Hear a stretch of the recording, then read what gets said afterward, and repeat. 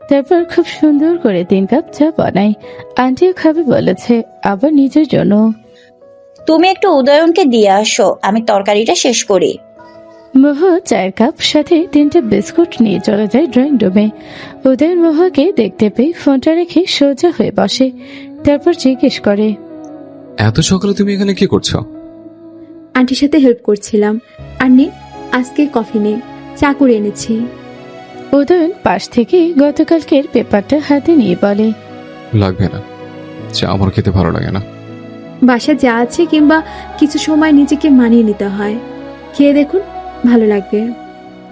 মহুয়া চলে যাওয়ার দিকে গভীরভাবে তাকায়। মেয়েটার ভীষণ ট্যালেন্ট, তারপর আবার সব দিক দিয়ে খুব সহজেই সামলাতে পারে। এসব ভাবতে ভাবতে চায়ের কাপে চুমুক দেয়। 2-3 বার চুমুক দিতেই মনে হয় না, খারাপ না তো। বিস্কুট দেখে খানিকটা হাসিও পায়। কত বছর যাবৎ বাচ্চাদের মতো চায়ে বিস্কুট ডুবিয়ে খাওয়া হয় না। উদয়নের কাছে মনে হয় এটা বাচ্চাদের খাবার। এত বছর পর যখন কেউ সামনে দিলই খাওয়া তো যেতেই পারে। তারপর খেতে খেতে ট্রেতে রাখা সব কটা বিস্কুটই খেয়ে ফেলে। খুব ভালো চা করেছো তো। মামির কাছ থেকে শেখা। তারপর দুজনেই টুকটাক গল্প করতে করতে কাজ শেষ করে ফেলে। সব শেষে মহুয়া রুমে চলে যায়। কই গিয়েছিলি তুই? আন্টির কাছে রান্না করেছিলাম। তারপর মিহার হাতটা ধরে বলে, বাহ, ভীষণ সুন্দর লাগছে। মেহেদির রংটাও ভীষণ গাঢ় হয়েছে। মিহা মহুয়ার হাতটা মেলে বলে, তোরটা খুব সুন্দর হয়েছে। আগে কখনো পরা হয়নি, তবে আমারও ভালোই লাগছে। মিহা আলমারি থেকে একটা নীল রঙের শাড়ি এনে মহুয়ার হাতে দিয়ে বলে, এটা পরিস। কিন্তু শাড়ি শাড়ি আমি পরতে পারি না। আর শাড়ি পরলে কেমন জানি লজ্জা লজ্জা লাগে। সেটা তোকে ভাবতে হবে না, আমি আর মিউ আপু মিহার কাজে পরিয়ে দেব। আমরা সবাইও কিন্তু শাড়ি পরবো। আচ্ছা, এখন একটু আমায় রেস্ট নিতে দিবি নাকি? হ্যাঁ। তারপর মহুয়া এমনি শুয়ে থাকে আর মানুষের ছটফট চল দেখছে। অনেক মানুষ এক এক কাজে ব্যস্ত। মহুয়ার দেখতে বেশ লাগছে। এত মানুষ আয়োজন লাস্ট নানার মৃত্যুবার্ষিকী দেখেছিল, তখন মামা বেঁচে ছিল আর বিশাল আয়োজন করে তখন করেছিল। অবশ্য মহুয়া অতটাও বড় ছিল না তখন, তবে মনে রাখার মতো বয়স হয়েছিল। দুপুরে সবাই রেডি হওয়া শেষ হলে মহুয়াকে শাড়ি পরিয়ে দেয়। শাড়ি পরে চুলগুলো খোপা করে নিয়েছে, মুখে একটুখানি ক্রিম আর হাত ভর্তি চুড়ি। ভীষণ খুশি মহুয়া এতে। বাহ, বেশ ভালো লাগছে তো। আর তুই কিনা সহজে শাড়ি পরতেই চাস না। মিহা হালকা জড়িয়ে ধরে বলে, আমাদের মিষ্টি বান্ধবীকে তো সত্যিই ভীষণ মিষ্টি লাগছে। এর মধ্যে রুমে প্রবেশ করে উদয়ন। ভীষণ তাড়াহুড়ো করে আসে। আমার হাত ঘড়িটা লাগিয়ে দে তো মিহা, আর সরাটের জন্য কেনা ব্র্যান্ডের ঘড়িটা দে, আপু পরিয়ে দিবে এখন। মহুয়া উদয়নকে দেখে লজ্জায় উল্টো দিকে তাকিয়ে দাঁড়িয়ে আছে। মিহা মুখের মেকআপ ঠিক করে দেওয়ার জন্য বসে বলে, মহুয়া, একটু ভাইয়ার হাত ঘড়ি লাগিয়ে দে তো। আর তিন্নিকে হাত দিয়ে দেখায়, বলে ওখানে ঘড়িটা আছে। উদয়ন মহুয়ার নাম শুনে পুরো রুমে চোখ বোলায়। এখানে কোথাও তো মহুয়াকে দেখতে পাচ্ছে না। মহুয়া আস্তে করে মিহাকে চিমটি কেটে বলে, তুই যা। মিহা হাসতে হাসতে উঠে আসে। এর মধ্যে মিহার কাজিন এসে মহুয়াকে ডাক দেয়। এবার মহুয়া বাধ্য হয়ে পিছনে ফেরে। উদয়ন আর মহুয়ার চোখাচোখি হয়। মহুয়া লজ্জা পেয়ে রুম থেকে বের হয়ে যায়। তিনিও পিছন পিছন চলে যায়। মেয়েটা কিন্তু সত্যি দারুণ ভাইয়া। তুমি কিন্তু চাইলে আব্বুর সিদ্ধান্ত অনুযায়ী আগাতে পারো, এতে সত্যি লাভবান হবে। আপাতত ভাবছে। এরপর এখান থেকে চলে যায়। এদিকে সনেট বর সেজে নিয়েছে। নিজের বাড়ি হলেও কাজিনরা গেট থেকে শুরু করে সবকিছুর ব্যবস্থা করে। বিয়েতে আনন্দ না করলে হয় নাকি? তিনিও সবার সাথে গেট আটকে ধরেছে। তবে মহুয়া এসবে নেই, ওর কাছে ব্যাপার ভীষণ লজ্জা লাগে। তারপর সনেট হলো ওর টিচার, তাই চুপচাপ চেয়ার নিয়ে বসে বসে ফোন ঘাটছে।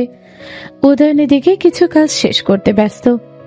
কিছু টাকা প্রয়োজন, তাই মহুয়াকে দেখতে পেয়ে ওর আম্মুর কাছে পাঠায় টাকা আনতে। মহুয়া চলে যায়। কিছু নেগেটিভ মাইন্ডের মানুষও থাকে। এক ছেলে মহুয়াকে দেখে টিচ করে বলে, শুধু কি স্যারের জন্য বরাদ্দ নাকি আমরা চান্স পাবো? ও এই মেয়েটাই তো।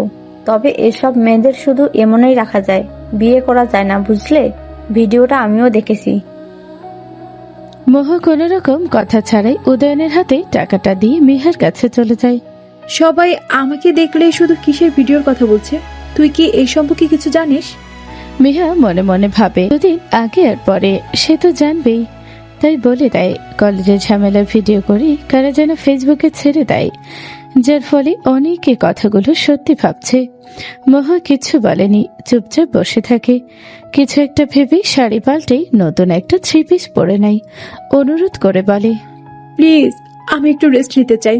তুই কষ্ট পাস না? তারপর চুপচাপ অন্য রুমে চলে যায় মহুয়া। নিজেকে লুকিয়ে রাখার চেষ্টা। খাওয়া দাওয়ার পর্ব খানিকটা শেষ হলেই সবার শেষে উদয়ন খেতে বসে।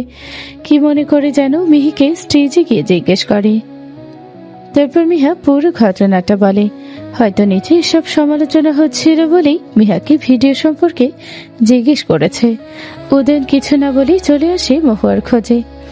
মিহার পাশের রুমে গিয়ে ইচ্ছে মতো দরজায় কড়া নাড়ে। কোন রকম হেলদোল নেই দেখে এবার নাম ধরে ডাকতে থাকে। মহুয়া শুয়ে শুয়ে কান্না করছিল। ভেবেছে হয়তো তিনি ডাকতে এসেছে, কিন্তু উদয়নের গলা শুনে তাড়াতাড়ি করে উঠে দাঁড়ায়। হয়তো কোনো দরকার ও হতে পারে, তাই তাড়াতাড়ি করে মাথায় ওড়নাটা দিয়ে শরীরটা কোনো রকমে ঢেকে বের হয়ে আসে। মহুয়া জোরপূর্বক হেসে বলে, এমনি ভালো লাগছিল না স্যার। চলো খাবে, তারপর আবার ওদের বিয়ের পর্ব শুরু হবে। মহুয়া আর কিছু বলতে পারেনি। আবার স্যারের সাথে একসাথে যেতেও চাচ্ছে না। উদয়ন 2-1 পা এগিয়ে গিয়ে বলে, আসতো না কেন? আপনি যান স্যার, আমি আসছি। চুপ, একদম আমার সাথে চলো। তারপর মহুয়া চুপচাপ চলে যায় এবং গিয়ে দেখে উদয়নের পরিবারের সবাই খেতে বসেছে, সাথে মিহা আর সনেটও। মহুয়া কথা না বলে খেতে বসেছে। এর মধ্যে একজন এগিয়ে এসে বলে, কি গো, এত কিছু হয়ে যাওয়ার পরও মেয়ে এখানেই রাখছো? ইস, মেয়েটার বদনাম হলো। কিন্তু বিয়ে কি আর উদয়ন করবে? উদয়ন খাওয়া ছেড়ে উঠে দাঁড়ায়। পাশ থেকে একটা গ্লাস মেঝেতে ছুঁড়ে ফেলে। তারপর দাঁতে দাঁত চেপে বলে, নিজের মধ্যে কি কোনো রকম ম্যানার্স নেই আন্টি? দেখতে পাচ্ছেন খেতে বসেছে, আর এখন আর একটা গলাতে হবে? মহুয়া ভয়ে খাবার ছেড়ে উঠে দাঁড়ায়। তারপর উদয়নের আব্বু এগিয়ে এসে বলে, শান্ত হও বাবা। মহুয়া চুপচাপ চলে যেতে নিলে মিহা আটকায়। সনেট এগিয়ে গিয়ে উদয়নকে আটকায়। আপাতত পরিস্থিতি আরো খারাপ হয়েছে। ব্যাপারটা নিয়ে পরে কথা হবে, আপাতত বিয়েটা শেষ করা হোক, আর আপনারা দয়া করে নিজের লিমিটে থাকুন। উদয়ন খুব গম্ভীর কণ্ঠে বলে, আমি তোমার সিদ্ধান্তে রাজি আব্বু, প্লিজ তুমি ব্যবস্থা করো এক্ষুনি। তারপর নিজের রুমে চলে যায়। মিহা আর সনেট দুজনেই খুব খুশি। উদয়নের আব্বু আর আম্মু দুজনেই মহুয়াকে নিজের রুমে নিয়ে যায়। তারপর অনেক বুঝিয়ে সুঝিয়ে রাজি করায়। তুমি একদম চিন্তা করো না মহুয়া, এখন আপাতত বিয়েটা হয়ে যাক, তারপর যত ইচ্ছে সময় নিও। কিন্তু স্যার, আর এভাবেও সংসার হয় আন্টি? হবে না কেন বোকা মেয়ে? অ্যারেঞ্জ ম্যারেজে অনুভূতির ভালোবাসা সবটাই কিন্তু বিয়ের পরে হয়। আমার বিশ্বাস তোমরা ভীষণ সুখী হবে। আমার সাথে আপনাদের পরিবার চায় না আন্টি। কখনো ছেলের শ্বশুর বাড়ি যেতে পারবেন না। আমার শক্ত কেউ এসে আপনার ছেলেকে আগলে রাখবে না। সবচেয়ে বড় কথা, স্যার কখনো শ্বশুর বাড়ির আপ্যায়নটাই পাবেন না। এতে ভবিষ্যতে কষ্ট লাগবে ওনার মনে। মিহার আম্মু এগিয়ে এসে মহুয়াকে হালকা জড়িয়ে ধরে বলে, সেটা বোধহয় কখনো আমার ছেলের মনে হবে না। তুমি তো ওকে এখনো চেনো না, তাই এমনটা মনে হচ্ছে। চারপাশের মানুষজনের কথা বাদ দাও, উপরওয়ালাও বোধ হয়ে যাচ্ছে তোমরা এক হও। প্লিজ এই অভাগা মাকে তুমি ফিরিয়ে দিও না। অনেক বোঝানোর পর মিহার আম্মুর একটা শাড়ি পরিয়ে রেডি করিয়ে দেয়। সাথে হেল্প করে তিনি আর মিহার কাজিন। গর্জিয়াস না সাজলেও হালকা একটু সাজিয়ে দেয়। হয়েছে, এবার প্লিজ আমি একটু স্যারের সাথে একান্তে কথা বলতে চাই। তিন্নিরা সবাই সম্মতি জানিয়ে বলে আচ্ছা। তারপর মহুয়া চুপচাপ চলে যায় উদয়নের রুমের সামনে। হাত পা ভীষণ রকমের কাঁপছে। মনে হচ্ছে যেন হাত পা গুলো চলছেই না। কয়েকবার নক করার পর উদয়ন দরজাটা খোলে। মহুয়াকে দেখে ভ্রু কুঁচকে তাকায়। কিছু বলার জন্য এসেছিলাম স্যার। ভেতরে আসো। তারপর নিজেও চলে যায় ভিতরে। বিয়ে নামক অধ্যায়টা কিন্তু সারা জীবনে। আমরা কেউ কারো বেঁচে থাকার আগাম বয়স কিংবা আয়ু সম্পর্কে জানি না। জোর করে কিংবা মেনে নিয়ে কখনো সুন্দরভাবে বাঁচা যায় না। মৃত্যু অবধি আমায় গ্রহণ করতে পারবেন তো স্যার? পারবো। মানুষ পারে না এমন কোনো কাজ নেই, তবে কারো কারো ক্ষেত্রে হয়তো সময় লাগে। আমার বেলাও তাই লাগবে। আপনি সমাজ, চারপাশ এসবের কথা ভেবে মনের বিরুদ্ধে গিয়ে সিদ্ধান্ত নেবেন না স্যার। আমার মান সম্মানের কথাও চিন্তা করতে হবে না। প্রয়োজনে আমি গ্রামে চলে যাব, পড়াশোনা বন্ধ করে দিব। এখন আর আমার কোনো দায়িত্ব নেই। যতটুকু আছে তা দিয়ে নিজেকে বহন করতে পারবো। এখনো সময় আছে, সিদ্ধান্ত পাল্টাতে পারেন। বেশ, তবে আমি কিন্তু আমার সিদ্ধান্তে নড়ছি না। প্রয়োজনে সবকিছুতে উপস্থিত হওয়ার সুন্দর গুণটা অবশ্যই আমার আছে। তবে আমি কিন্তু লক্ষ্য থেকে সরে যাওয়া মানুষকে খুব একটা পছন্দ করি না। জীবন মানেই যুদ্ধ, আর যুদ্ধ করে টিকে থাকে জীবন। আর সেটা হোক পরিবার, নিজের কিংবা প্রিয়জনের জন্য। জীবন এই পর্যন্ত কখনো ঠকিনি কিংবা ঠকায়নি। আশা করি পরবর্তীতে এমন কিছু হবে না। নিচে চলো বলেই বেরিয়ে পড়ে উদয়ন। মোহর কোনো কিছু ভালো লাগছে না, ভীষণ দ্বিধাদ্বন্দ্বে পড়েছে।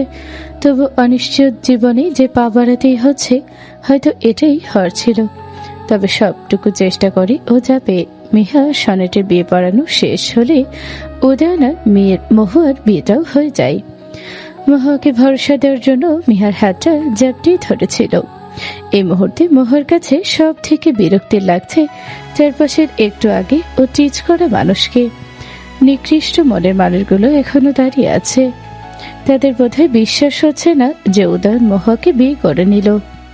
সবাই দেখে নিয়েছেন আমি আমার বাড়িতে থাকা কলেজের ছাত্রকে বিয়ে করে নিয়েছি। উদয়ন চৌধুরী কখনো কারো ইজ্জতে হাত দেয়ও না, আবার রক্ষা করতেও জানে। আশা করব আমার পারিবারিক ব্যাপারে নেক্সট কেউ নাক গলাবেন না। আর হ্যাঁ, সময় সুযোগ করে অনুষ্ঠানটাও করে নেব। তখন এসে আবার পেট ভরে খেয়ে লম্বা নাকটা গলিয়ে গিবত করে যায়। কথাগুলো একদমে বলে বাড়ি থেকে বের হয়ে যায়। মহুয়া চুপচাপ মাথা নুয়ে বসে আছে। মিহার আম্মু নিজের রুম থেকে কিছু গহনা এনে মহুয়াকে পরিয়ে দেয়।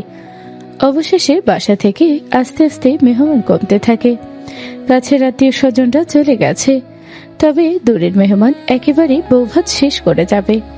আপাতত খানিকটা ফ্রেশ হয়ে সবাই মিলে আড্ডা দিতে বসেছে ড্রয়িং রুমে। তিনি তো সে কখন থেকে মহুয়া আর মিহাকে জ্বালিয়ে যাচ্ছে। মহুয়ার লজ্জা এবং ভয় দুটোই হচ্ছে। সে যে উদয়ন বের হয়েছে এখনো ফিরে আসেনি। সবাই নিশ্চয়ই ভীষণ চিন্তা করছে, কিন্তু প্রকাশ করছে না। ওর সামনে বড্ড চিন্তা হচ্ছে। আজকে আমি ভীষণ খুশি। আমার ঘরে এখন দুটো লক্ষ্মী মেয়ে আছে। তবে পড়াশোনা কিন্তু মনোযোগ চায় ভীষণ, যেন আমার কলেজের খানিকটা দায়িত্ব মেয়েরা বহন করতে পারে। হ্যাঁ, তাদের যোগ্যতা দিয়ে। মহুয়া পড়াশোনায় মনোযোগ দিবে, এখন আর কোনো চিন্তা করবা না। এবার তো আব্বু মেয়ে পেয়ে গেল, এখন আমিই বড় হয়ে যাব। মজা করেই বলে। সনেটের আম্মু হালকা জড়িয়ে ধরে বলে, তাতে কি, আমাদের বৌমাকেও বেশি বেশি ভালোবাসা দিয়ে দিব। সবাই একসাথে হেসে ওঠে। এরপর আস্তে আস্তে বড়রা সবাই মিলে চলে যায় ভিতরে। রাত 9টায় উদয়ন বাসায় ফিরে আসে। হাতে পায়ে ছিলে গেছে, আরো খানিকটা অস্থির মনে হচ্ছে। ভিতরে আসতেই ওর আম্মু চেঁচিয়ে ওঠে, এগুলো কি করে হলো? ওনার চেঁচানোর শব্দ শুনে সবাই বেরিয়ে আসে। মহুয়া মাত্রই গরম বেশি থাকায় একটা 3 পিস পরেছিল। সবাই বলছিল আজকে শাড়ি পরেই থাকতে, কিন্তু গরমের কারণে পরেনি। তবে সবাই বলে দিয়েছে রাতে উদয়নের রুমে যাওয়ার আগে অবশ্যই শাড়ি পরে সেজে গুজে যেতে হবে। সবাই এখন ড্রয়িং রুমে উপস্থিত। উদয়ন মাথাটা নিচু করে নিঃশ্বাস ফেলছে, নিজের একটা কমানোর চেষ্টা করছে। তোমার এগুলো কি করে হলো কিছুই তো বুঝতে পারছি না। এর থেকেও করুণ অবস্থা ওদের করে দিয়ে এসেছে। জেলে থেকেও লোক পাঠানোর সাহসটা খানিকটা গড়িয়ে দিয়ে আসলাম। নয়ন লোক পাঠিয়েছে, আমি এক্ষুনি পুলিশকে কল করছি। তার লাগবে না, সে ব্যবস্থা করে এসেছে। এর মধ্যে মহুয়া গরম পানি এনে শাশুড়ির হাতে দিয়েছিল ছিলে যাওয়াগুলো একটু পরিষ্কার করে দেওয়ার জন্য। তারপর মিহাকে বলে ফার্স্ট এড বক্স নিয়ে আসার জন্য। উদয়ন আর চোখে একবার মহুয়াকে দেখে মাকে উদ্দেশ্য করে বলে, এত হাইপার হওয়ার কিছু নেই, আর এটা বিয়ে বাড়ি, কোনো মরা বাড়ি নয়। তারপর একটু পরিষ্কার করা হলে নিজের রুমে চলে যায়। এখানে থাকলেই সবার কাছে থেকে অসহায়ের মতো পড়ে থেকে সেবা নিতে হবে। রাত 10টায় মেহাদের রুম সুন্দর করে সাজিয়ে ওখানে পাঠানো হয়। উদয়নের রুমও সাজাতে চেয়েছিল, কিন্তু মহুয়া দেয়নি। যেহেতু ছোট্ট করে নর্মাল ভাবেই সবটা হয়েছে, মহুয়া চাই সবটা নর্মালি থাকুক। তারপর আবার উদয়নের এই ঝামেলাই তো এমনি চিন্তা হচ্ছে। মেহমানরা সবাই খেতে বসেছে। মহুয়াকে খাবার দিয়ে শাশুড়ি উদয়নের রুমে পাঠায়। মহুয়া তাড়াতাড়ি করে এলেও ভিতরে যেতে ভীষণ লজ্জা করছে। লজ্জা পেলে তো আর চলবে না, একটু সাহস নিয়ে রুমে চলে যায়। উদয়ন বিছানায় আছোয়া হয়ে ফোন টিপছিল। মহুয়াকে দেখে ফোনের দিকে তাকিয়ে বলে, নিচেই তো যেতে পারতাম, অযথা এখানে আনতে গেলে কেন? মহুয়া খাবারগুলো টি টেবিলে রাখতে রাখতে বলে, আন্টি বলল রুমে আনার জন্য। আর তাছাড়া ডাইনিং এ অনেক মানুষ, তারপর আপনি অসুস্থ মানুষ। উদয়ন উঠে গিয়ে বেছিন থেকে হাত ধুয়ে এসে বলে, অতটা অসুস্থ নই যতটা তোমরা মনে করছো। তারপর খেতে বসে। মহুয়া চুপচাপ পাশে বসে থাকে। এগুলো নিয়েই রুম থেকে বের হবে। রাত 11টায় মহুয়াকে তার শাশুড়ি নিজের রুমে নিয়ে খুব সুন্দর একটা শাড়ি পরিয়ে সাথে সবসময় পরার জন্য কিছু গহনা পরিয়ে দেয়। তারপর মহুয়াকে নিয়ে উদয়নের রুমে যায়, সাথে উদয়নের আব্বু চলে যায়। ভিতরে আসবো? আসো। আমার রুমে আসতে তোমার আবার অনুমতি লাগে নাকি আম্মু? তারপর মহুয়াকে নিয়ে শ্বশুর শাশুড়ি দুজনে ভিতরে প্রবেশ করে। মহুয়া মাথা নিয়ে বড় করে ঘোমটা দিয়ে এক পাশে দাঁড়িয়ে আছে। আজমল চৌধুরী নিজের ছেলেকে জড়িয়ে ধরে বলে, সত্যি আজকের সিদ্ধান্ত আমি ভীষণ খুশি হয়েছি। হ্যাঁ, তবে আশা করব বাকি জীবন এই সিদ্ধান্তেই অটল থাকবে। আর মহুয়া উদয়নকে খুব সুন্দর কিছু পরামর্শ দেয় ওনারা। কথা বলা শেষ হলে মহুয়ার শাশুড়ি মহুয়ার হাতটা উদয়নের হাতে দিয়ে বলে, এখন থেকে নিজের জন্য যেমন তোমায় বাঁচতে হবে, এই মেয়েটাকে সাথে নিয়েও পথ চলতে হবে। জীবনের কিছু অনুভূতির জন্ম থেকেই সৃষ্টি হয় না, নিজের সৃষ্টি থেকেই হয়। মহুয়ার এই মুহূর্তে ওনাদের কথা শুনে ভীষণই কান্না পাচ্ছে। কথাগুলো বলে শ্বশুর শাশুড়ির রুম থেকে বের হয়ে যান।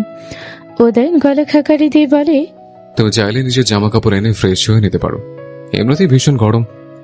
উদয়ন সম্মতি জানিয়ে বের হতে নিলে উদয়ন আবার বলে, বাইরে মানুষ আছে, আমিও যাচ্ছি, চলো।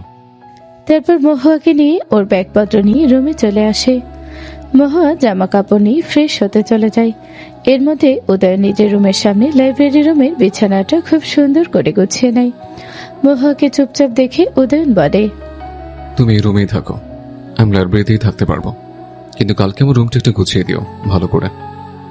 সমস্যা নেই, আমি ওখানটাই থাকতে পারবো, আপনি রুমেই থাকুন। রুমেতে চলে আসবো। আপাতত মনে হয় আমাদের দুজনের সময় নেওয়া উচিত। এখন পুরো ঘরটাই কিন্তু আমাদের দুজনের। হঠাৎ করে হয়ে গেলেই তো অভ্যাস হয়ে যায় না, একটু সময় নিতে হয়, আর সেই সময়টা নিজেও নিতেও চাই। তারপর ফোনটা নিয়ে লাইব্রেরিতে চলে যায়। মহুয়া আগে পরে কখনো ভালো করে উদয়নের রুমটা দেখেনি, তবে লোকটা ভীষণ পরিপাটি। এই রুমের সাথে যে একটা লাইব্রেরি রুম আছে সেটা তো কখনো জানা ছিল না মহুয়ার।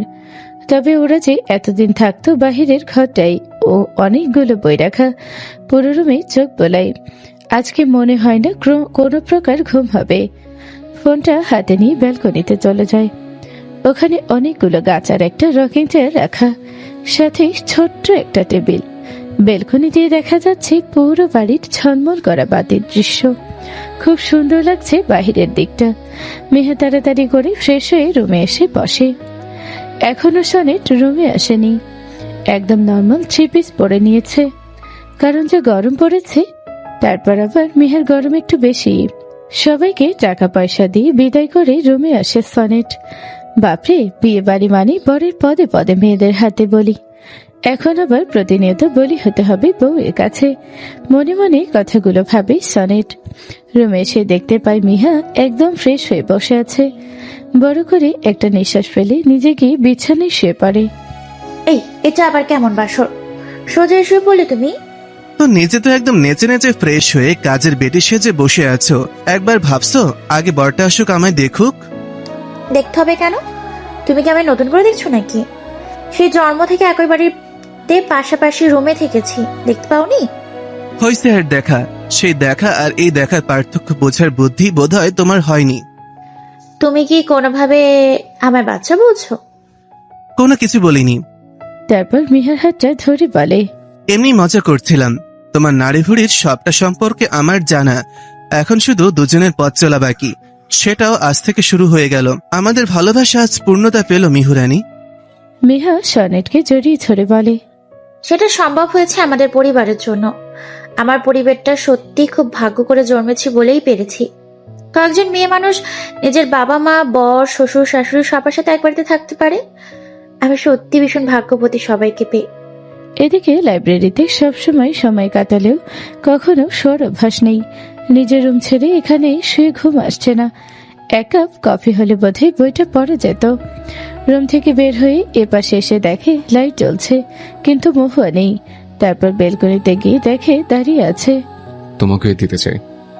এত রাতে এখানে কি করছো? মহুয়া আচমকা কারো গলার শব্দে ভয় পেয়ে যায়। বুকে থুতু দিয়ে পিছনে তাকিয়ে দেখে উদয়ন দাঁড়িয়ে আছে।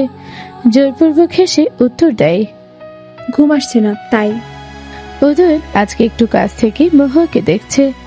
রাতের আধারে দেখতে ভীষণ স্নিগ্ধ লাগছে মেয়েটাকে।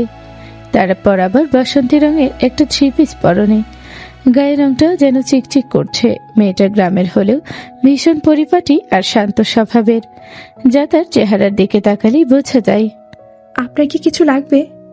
উদয়ন নিজের দিকে তাকাইয়ে গলে খাকারি দিয়ে বলে, না, এমনি কফি বানাতে চাচ্ছিলাম। এক কাপ কফি হলে ভালো লাগতো। এত রাতে কফি খেলে ঘুম হবে না। তাছাড়া আপনি কফি বানাবেন কি করে? আর বাসায় কফি পাউডারও নেই। উদয়ন মাথা চুলকে বলে, ও আচ্ছা। তারপর চলে যেতে নিলে মহুয়া বলে, চা খাবেন? বলে মন্দ হয় না, কিন্তু থাক, লাগবে না। তারপর চলে যাই ভিতরে। মহুয়া রুম থেকে বের হয়ে আগে দেখে নেয় কেউ আছে কিনা। কাউকে দেখতে না পেয়ে সোজা রান্নাঘরে চলে যায়। ওখানে ফ্রিজ থেকে দুধ বের করে গরম পানি দিয়ে বরফ গলিয়ে নেয়। তারপর ঘন করে এক কাপ চা বানিয়ে রুমে চলে আসে। চা সবসময় মহুয়ার প্রিয় হলেও দুধ চা সবসময় খাওয়া হতো না। ঘরে মাঝে মধ্যে দুধ আনা হতো। এমনিতেই রাত জেগে পড়ার জন্য রং চাটাই খাওয়া হতো। তবে মামির কাছ থেকে চাটা ভালোভাবে শিখে নিয়েছে। মহুয়া দরজায় টোকা দিয়ে বলে, আসবো? খোলাই আছে। মহুয়া চায়ের কাপটা রেখে বলে, আমার এই রুমে ঘুম আসছে না। এখানটায় ভালো ঘুম হয়ে যাবে, তারপর পড়াশোনা ঠিকঠাক করতে পারবো। আর আপনি বরং ওই রুমে চলে যান। শিওর তো? না মানে যদি তোমার সমস্যা হয় আর কি। আমার কিন্তু এখানে থাকতে অসুবিধা হবে না। শিওর। এর থেকে ছোট রুমে থাকার অভ্যাস আছে, সমস্যা হবে না। উদয়ন চায়ের কাপটা হাতে নিয়ে বের হয়ে আসলে মহুয়া নিজের ব্যাগপত্র নিয়ে এখানে চলে আসে। এতক্ষণে মনে হচ্ছে নিজের একটা রুম।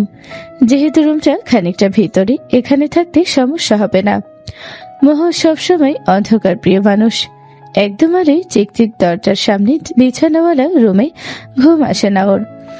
এখানে কোনো সমস্যা নেই, স্যার আসলেও নক করে আসবেন। আর এই রুমে বসে পড়াশোনা করতেও ভীষণ ভালো লাগবে। বড় বড় দুইটা বুকশেলফ, সাথে এক সেট সোফা আর একটা আলমারি আছে কাঠের, বিভিন্ন ফুলদানি আর শোপিস দিয়ে সাজানো।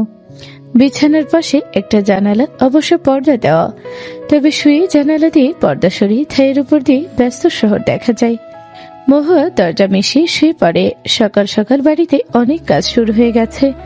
মহুয়া আজকে খুব সুন্দর করে লেগে পড়েছে কাজে। হাতে চুড়ি পরিয়ে দিয়েছেন শাশুড়ি। এবার একদম বাড়ির পারফেক্ট বউ লাগছে।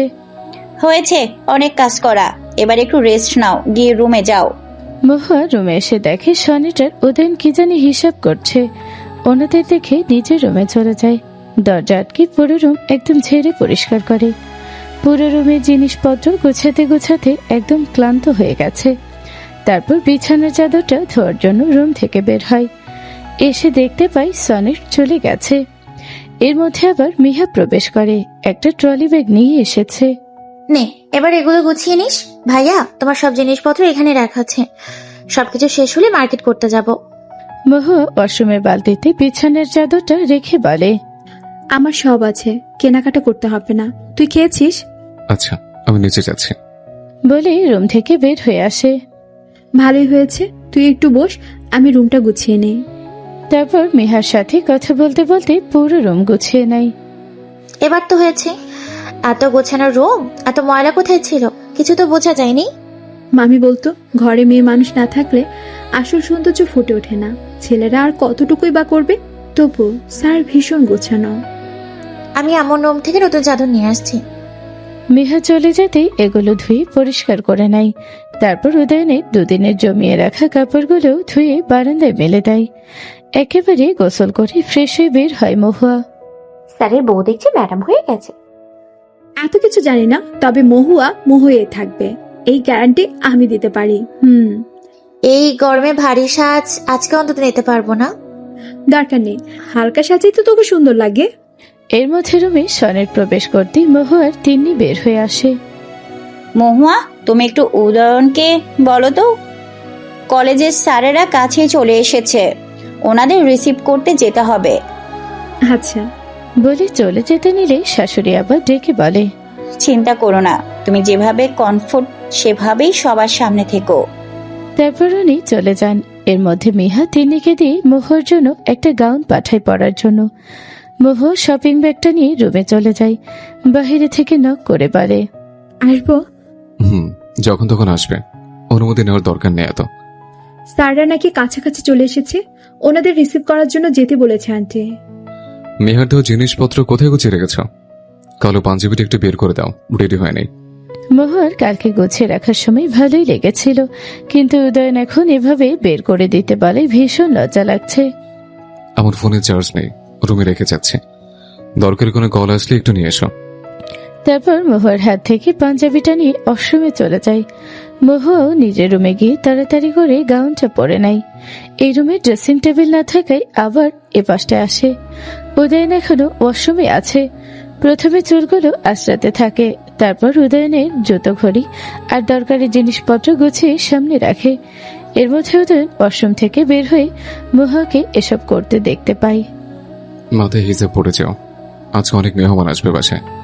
মিহার আশেপাশে থেকো, তুমি বোরিং লাগলে রুমে চলে আসবে, অযথা কারোর সাথে কথা বলার দরকার নেই। মহুয়া চুলগুলো ধরে বলে, স্যাররা যদি কিছু মনে করেন আমায় এই বাসায় দেখে? আমার বাসায় কে থাকবে, কেন থাকবে, এসব আমি বুঝে নেব।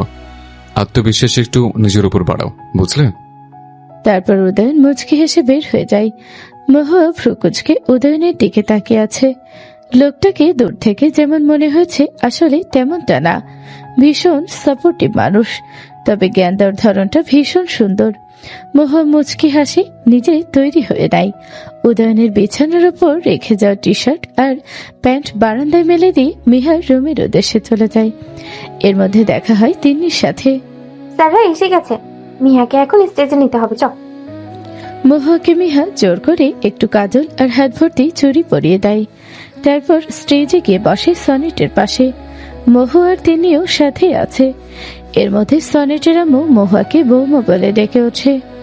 বৌমা, একটু তোমার শাশুড়িকে এদিকে আসতে বলো তো। এর মধ্যে কয়েকজন আবার ঘুরে তাকায়। মহুয়া উঠে আসতে নিলে একজন স্যার বলে, আন্টি, আপনার বোধ হয় ভুল হচ্ছে। মহুয়া আপনাদের বাড়ির বউ হতে যাবে কেন? ও তো মিহার বন্ধু।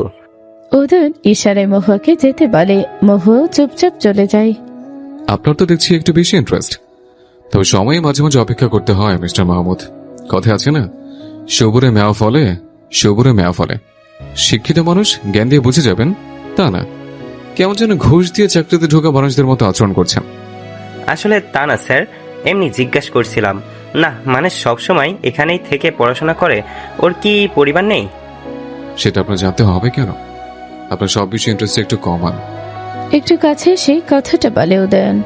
সরি স্যার, তবে আমি কিন্তু খারাপ ভাবছি না। যেই সুন্দর চেহারা, তারপর আবার এত ভালো মেধা, যে কারোরই ইন্টারেস্ট থাকবে। উদয়ন এবার একটু চেঁচিয়ে ডেকে বলে, মহুয়া, মহুয়া। মহুয়া এসে তাড়াতাড়ি করে পৌঁছায়। উদয়ন মহুয়ার হাত ধরে এগিয়ে এসে স্যারদের সামনে বলে, মিসেস উদয়ন চৌধুরী, আজ থেকে সবাই জেনে রাখুন, মহুয়া চৌধুরী চৌধুরী বাড়ির বড় বউ এবং উদয়ন চৌধুরী বিয়ে করা বউ। সো অন্যের বউর উপর যেন কারো ইন্টারেস্ট না থাকে। নেক্সট ডিটেলস সবাইকে জানিয়ে দিব। আপাতত এর বেশি কিছু জানানোর প্রয়োজন মনে করছি না। মহুয়া চুপচাপ মাথা নুয়ে দাঁড়িয়ে আছে। মানুষগুলো কেমন, বারবার তাদের সামনে পরিচয় দিতেও লজ্জা লাগছে। আর এত কাছ থেকে উদয়ন স্যারকে দেখে ও আঙুল তুলতে দ্বিধাবোধ করছে না। আসলে মানুষ জাতি ভীষণ স্বার্থপর, অন্যকে টেনে নিচে নামানোর দক্ষতায় ভীষণ এক্সপার্ট। মাহমুদ স্যার একদম চুপসে গেছে, লজ্জায় সবার পিছনে চলে গেছে। তারপর আর উদয়নের সামনে আসেনি। মহুয়া শাশুড়ির সাথে এটা ওটা করছে। ভালোই লাগছে সবার সাথে কাজ করতে পেরে। মিহা বেচারি তো সবার সাথে কথা বলতে বলতে ক্লান্ত হয়ে গেছে। আস্তে আস্তে মেহমান কমতে থাকে। বিকেল গড়িয়ে একদম সন্ধ্যা হয়ে যায়। সবাই মিলে ড্রয়িং রুমে রেস্ট করার জন্য বসে আড্ডা দিচ্ছে। মহুয়া আর মিহা আগে গিয়ে ফ্রেশ হয়ে নেয়। তারপর মিহা আড্ডায় যুক্ত হলেও মহুয়া রান্নাঘরে চলে গেছে। একদম না, রুমে গিয়ে রেস্ট নাও। এইসব কাজ করার লোক আছে, আর সাহায্য করতে হলে কালকে করবে। জোর করে মহুয়াকে রুমে পাঠিয়ে দেয়। এর মধ্যে মিহা মহুয়াকে রুমে পাঠায়। উদয়ন ডাকছে বলে মহুয়া তাড়াতাড়ি করে রুমে চলে আসে। এসে দেখতে পাই উদয়ন দাঁড়িয়ে ফোন টিপছে। কিছু লাগবে? ও হ্যাঁ, আমার ট্রাউজার আর টি শার্ট কোন ড্রয়ারে রেখেছ? দাও। আচ্ছা, আমি বরং আপনাকে দেখিয়ে দিচ্ছি, তাহলে আর সমস্যা হবে না। লাগবে না, তুমি প্রতিদিন বের করে দিও। আমার ছেলে হয়ে মেয়েদের কাজ করতে বিরক্ত লাগে। এখন এসবের দায়িত্ব বরং তোমার। তারপর ফোনটা রেখে মহুয়ার হাত থেকে কাপড় নিয়ে ওয়াশরুমে চলে যায়। মহুয়া ড্রেসিং টেবিলের সামনে থেকে পানির বোতলটা নিয়ে নিজের রুমে চলে যায়। বড় ক্লান্ত লাগছে, শুয়ে শুয়ে একটা উপন্যাস পড়লে মন্দ হয় না। তাই বিছানায় আছোয়া হয়ে বই নিয়ে বসে পড়ে। হাতে হুমায়ুন আহমেদের হিমু সমগ্র নিয়ে বসেছে। উদয়ন দরজায় টোকা দিয়ে বলে, আসবো? মহুয়া উঠে দাঁড়ায়। আসুন। না, তুমি বরং এই রুমে আসো। তারপর মহুয়া উঠে আসে। সন্ধ্যাবেলা কফি না হলে আমার চলে না। তুমি বরং দুজনের জন্য 2 কাপ চা করে নিয়ে এসো। মহুয়া মাথা নেড়ে আচ্ছা বলে চলে যেতে নিলে, শোনো, বিরক্ত হলেও কিছু করার নেই। এটা আমার সবসময় অভ্যাস, আর কিছু অভ্যাস ইচ্ছে করেই করে নিয়েছে কাউকে জ্বালাবো বলে। কথাটা বলেই চোখ টিপ মারে। উদয়নের কথা শুনে মহুয়ার চোখ দুটো বড় বড় হয়ে যায়। লজ্জায় তাড়াতাড়ি করে বের হয়ে যায়। মনে মনে বলে, কি লোক রে বাবা, দেখে তো মনে হয়েছিল বদরাগে, আর এক হয়ে এখন তো দেখছি ঠিক উল্টো। চোখে মুখে কোনো ব্যালেন্স নেই, জ্বালিয়ে কি সুন্দর করে বলছেন ইচ্ছে করে অভ্যাস করছে জ্বালানোর জন্য, ভাবা যায়। এসব ভাবতে ভাবতে মহুয়া নিচে চলে আসে। মিহা একটু জোরে জোরে বলে, বিয়ে তো শুধু আমার হয়নি, আরো একজনের হয়েছে। তাহলে শুধু শুধু আমাকে একা চালাচ্ছ কেন তোমরা? কারণ উদাহরণ ভাইয়া যা নিরামিষ আর বদরাকেই প্রথম দিনে ইন্টারেস্টিং কিছু করবে না, এটা শিওর। মহুয়া লজ্জায় লাল হয়ে রান্নাঘরে চলে যায়। তবে 2 লজ্জাপতি লতা কিন্তু মিলেছে। চেঁচিয়ে বলে, এই মহুয়া, তোকে কি ভাবি বলে রাখতে হবে? আসতে বল না, আন্টিরা শুনবে। ওরা উপরে শুনলে না, আর শুনলে আমি কি খারাপ কিছু বলেছি? তোমরা কেউ চা খাবে? না, আমরা রেস্ট করব। বলে সবাই উঠে চলে যায়। মহুয়া চায়ের কাপটা স্যারের সামনে রাখতে উদয়ন বলে, আজকে বাচ্চাদের খাবার আনো নেই? মহুয়া বুঝতে না পেরে জিজ্ঞেস করে, কি আনবো? চা দিয়ে ডুবিয়ে খাওয়ার জন্য বিস্কুট, এটা তো বাচ্চাদের খাবারই। তেমনটা না, খাবার বাচ্চা আর বড়দের জন্য আলাদা হবে কেন? আমি তো ছোটবেলায় নয়নার সুজি খেতাম, ওকে যা খাওয়াতো আমি তাই খেতাম। বুঝতে পেরেছি, তুমি আসলে উপরে যতটা বড় দেখাও আসলে ততটাও বড় না। আচ্ছা, তুমি কি পড়াশোনাটা আদৌ করো নাকি শুধু মুখস্থ করে যাও? মহুয়া সোফায় বসে চা খেতে খেতে বলে, চাইলে টেস্ট করে দেখতে পারেন, কিন্তু আপনার এটা মনে হলো কেন? তোমার এমন ভেতরটাই ফেস আর চলাচলতে দেখে শুধু পড়াশোনা করলে হয় না। মানুষের তীরের মতো কথাকে হজম করে ফিরিয়ে দেওয়ার জন্য প্রয়োজন উপস্থিত জ্ঞান, যা কোনো পাঠ্য বই পাঠ করলে হয় না। নিজের ভিতর আত্মবিশ্বাস আর নিজের জ্ঞান থেকে আসে, আর সেই জায়গায় তুমি বড্ড কাঁচা এবং জ্ঞানশূন্য মানুষ। মহুয়া মন দিয়ে কথাগুলো ভালো করে শোনে। জীবনে বোধহয় এমন উপদেশ আসলেই দরকার ছিল। এগিয়ে যেতে হলে প্রত্যেকটা মানুষের পিছনে শক্তি দরকার, আর এতদিনে বোধহয় সেই শক্তিটা পেয়ে গেছে মহুয়া। এবার শুধু উঠে দাঁড়ানোর পালা। বয়সের সাথে সাথে স্যাক্রিফাইসের পরিশ্রম করলেই হয় না, মাঝে মধ্যে নিজেকে সময় দিতে হয়। বুঝতে হয় লাইফের সবকিছু একটা পার্ট, আর কোনো পার্ট ছাড়া লাইফটা সম্পূর্ণ হয় না। এখন তোমার দায়িত্ব যেমন, তেমনই আমার বউ হিসেবে তোমার নিজেকে উপরে রাখাও কিন্তু দায়িত্ব। দরকার পড়লে সাহায্য নাও, তবু শক্ত হও মহুয়া। উদয়নের মুখ থেকে বারবার বউ আর মহুয়া ডাকটা শুনে শরীরে হালকা শিহরণ বয়ে যাচ্ছে মহুয়ার। তবে এই প্রথম কোনো পুরুষ মানুষের সাথে বসে কথা বলতে আর শুনতে ভীষণ ভালো লাগছে। এতক্ষণ যা বললাম সব সময় মাথায় রেখে চলবে। মহুয়া মাথা নেড়ে সম্মতি জানায়। তারপর উদয়ন চায়ের কাপটা রেখে বলে, রেডি হয়ে নাও, তোমাকে নিয়ে বের হবো। পরশু আবার কলেজ কোচিং পড়াশোনার চাপ আছে। আমার যেতে হবে কেন? আমি না গেলে হয় না? না, হয় না। তোমার জন্য শপিং করব, তুমি না গেলে হবে কি করে? আর তোমার এই জবাব দেওয়াটা আমার ভীষণ ভালো লাগে। তবে মাঝে মধ্যে একটু কম কথা বলবে, যেমন এখন বলছো। আমি নিজেকে অপেক্ষা করছি। তুমি বোরখা পরে চলে এসো। মহুয়া আর কিছু বলতে পারেনি। এই মুহূর্তে বোরকা পরতে ভীষণ বিরক্ত লাগছে, তবে বড় করে একটা নিঃশ্বাস নিয়ে বলে, এই জন্যে মামি বলতো আমি ভীষণ ভাগ্যবতী। ভাগ্যবতী বলেই তো এত সুন্দর পরিবার পেয়েছি। তারপর রেডি হয়ে নিচে এসে দেখে মিহা, শনির তিনি আরো দুজন কাজিন রেডি হয়ে দাঁড়িয়ে আছে। সবাই মিলে একসাথে বেরিয়ে পড়ে। সনিট আর উদয়ন দুজনেই গাড়ি নিয়ে বের হচ্ছে। মহুয়াবাদী সবাই চলে যায় সনিটের গাড়িতে। সবাই উদয়নকে একটু ভয় পায়, আর উদয়নের সামনে তো কোনো রকম মজা ফাজলামো করতেই পারে না। উদয়ন মহুয়াকে দাঁড়িয়ে থাকতে দেখে বলে, চাইলে তুমিও চলে যেতে পারো। মহুয়া গাড়িতে উঠে বসে। খানিকটা পথ যাওয়ার পর মহুয়া বলে, আজকে সবাই এত ক্লান্ত, না বের হলেই হতো। সেটা আমি জানি না, আম্মু বলছিল আসতে, তারপর আবার সবাই ট্রিট চাচ্ছিল, ওরা আবার চলে যাবে কালকে। মহুয়া আর কোনো কথা বলেনি। সবসময় কথা কম চুপচাপ থাকার অভ্যাস ওর আছে, তবে উদয়নের সাথে চুপচাপ বসে থাকতে ভীষণ বোরিং লাগছে। উদয়ন বুঝতে পেরে জিজ্ঞেস করে, তুমি কিছু কমফোর্ট শাড়ি নাকি 3 পিস? মহুয়া চোখ বড় বড় করে ঠক গিলে মনে মনে বলে, উনি কি চাচ্ছেন সবসময় আমি শাড়ি পরে থাকি? বাপরে, এটা আমার দ্বারা সম্ভব না। কি হলো বলো। 3 পিস আর শাড়ি? পছন্দ, তবে রেগুলার পরার অভ্যাস নেই। স্পেশাল সময় ভালোই লাগে। উদয়ন সামনে তাকিয়ে গাড়িটা চালাতে চালাতে বলে, তুমি শাড়িতে বেশি সুন্দর লাগে। মহুয়া চুপসে যায়। ঠিক এই মুহূর্তে কি বলে বুঝতে ও পারছে না, তবে এটুকু বুঝতে পেরেছে উদয়ন স্ট্রেট ফরওয়ার্ড মানুষ। সবকিছু সরাসরি বলতেই বোধহয় পছন্দ করেন। পড়াশোনা ছাড়া মাথায় কোনো চাপ নেওয়া যাবে না, এখন পুরোপুরি ক্যারিয়ারে ফোকাস করার সময়। লাইফে এই সময়টা কাজে লাগাতে পারলে একদম সফল মানুষও আছে। আশা করি তুমি সেই সময়টা কাজে লাগাবে। চেষ্টা করব, তবে আপনাদের জীবনে বোধহয় ঝামেলা হয়ে ঢুকে পড়লাম। আপনি যে কোনো সিদ্ধান্ত নিতে পারেন, আমার কোনো আপত্তি থাকবে না। যা বলবা আজকের পর থেকে সরাসরি বলবা। তুমি ছেলেদের কথা বলছো, রাইট? হয়তো তোমার মধ্যে এখনো আবেগ কাজ করছে, ছোট মানুষ, বুদ্ধি কম। তবে আমি কোনো হুট করে সিদ্ধান্ত নিইনি যে ছেড়ে দেব। গত 3-4 দিন যাবৎ ভেবে চিন্তে সিদ্ধান্ত নিয়েছে। তোমার মাথায় যদি এসব চিন্তা থেকে থাকে যে স্যার ছেড়ে দেবে, তাহলে মাথা থেকে ছেড়ে একদম শুদ্ধ মানুষ হও। জীবনে একবার যখন জড়িয়ে পড়েছ, মৃত্যু অবধি ছাড়া নেই। অবশেষে সবাই এসে মার্কেটে পৌঁছায়।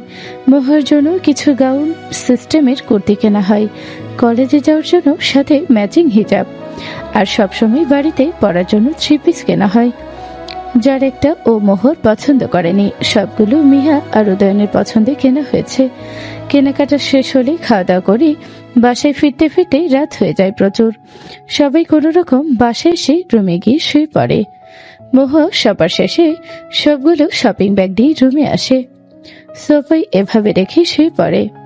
উদয়ন ফ্রেশ হয়ে সবগুলো জিনিসপত্র গুছিয়ে তারপর ঘুমায়। এভাবে আরো 2 দিন কেটে যায়। এখন আর বাসায় কোনো মেহমান নেই। কালকে কলেজ থেকে খোলা হলেও তেমন কোনো চাপ নেই। বিকেলে সবাই মিলে আড্ডা দিতে বসলে মহুয়া চা করে দিয়ে বাইরের ঘরটা থেকে বইগুলো আনতে চলে যায়। সাথে মিহাও হেল্প করে। এখন থেকে এখানে তিনিও থাকবে। মহুয়া চলে যেতে আজমল চৌধুরী বলেন, ভাগ্য মাঝে মাঝে ভালো কিছু ও আপনা আপনি দেয়। ছেলের বউ হিসাবে একদম পারফেক্ট এবং যোগ্য বই পেয়েছি। উদয়ন বাবার কথা শুনলেও দৃষ্টিটা ফোনেই রাখে। আমার কাছেও তাই মনে হচ্ছে বড় আব্বু, খুব সহজেই সবাইকে আপন করে নিয়েছি। মেয়েটাকে সেই প্রথম থেকে আমার পছন্দ। কতবার না করি, তারপর ও এসে আমাদের হেল্প করে। আজকাল এমন লক্ষ্মী মেয়ে পাওয়া যায় নাকি? এরই মধ্যে মহুয়ার মিহা বাসায় প্রবেশ করে। বাপরে, ভীষণ ভারী। কথাটা বলে হাঁপাতে থাকে। তুই গিয়ে বস, আমি দিতে পারবো। এত ভালো জিনিস নিতে হবে কেন? মিজান কাকাকে বললেই তো দিয়েছে। এখানে রাখো, মিজান কাকু রুমে দিয়ে আসবে। তারপর ডেকে মিজান কাকাকে বলে দিয়ে আসতে। তোমরা দুজন এখানে এসে বসো তো।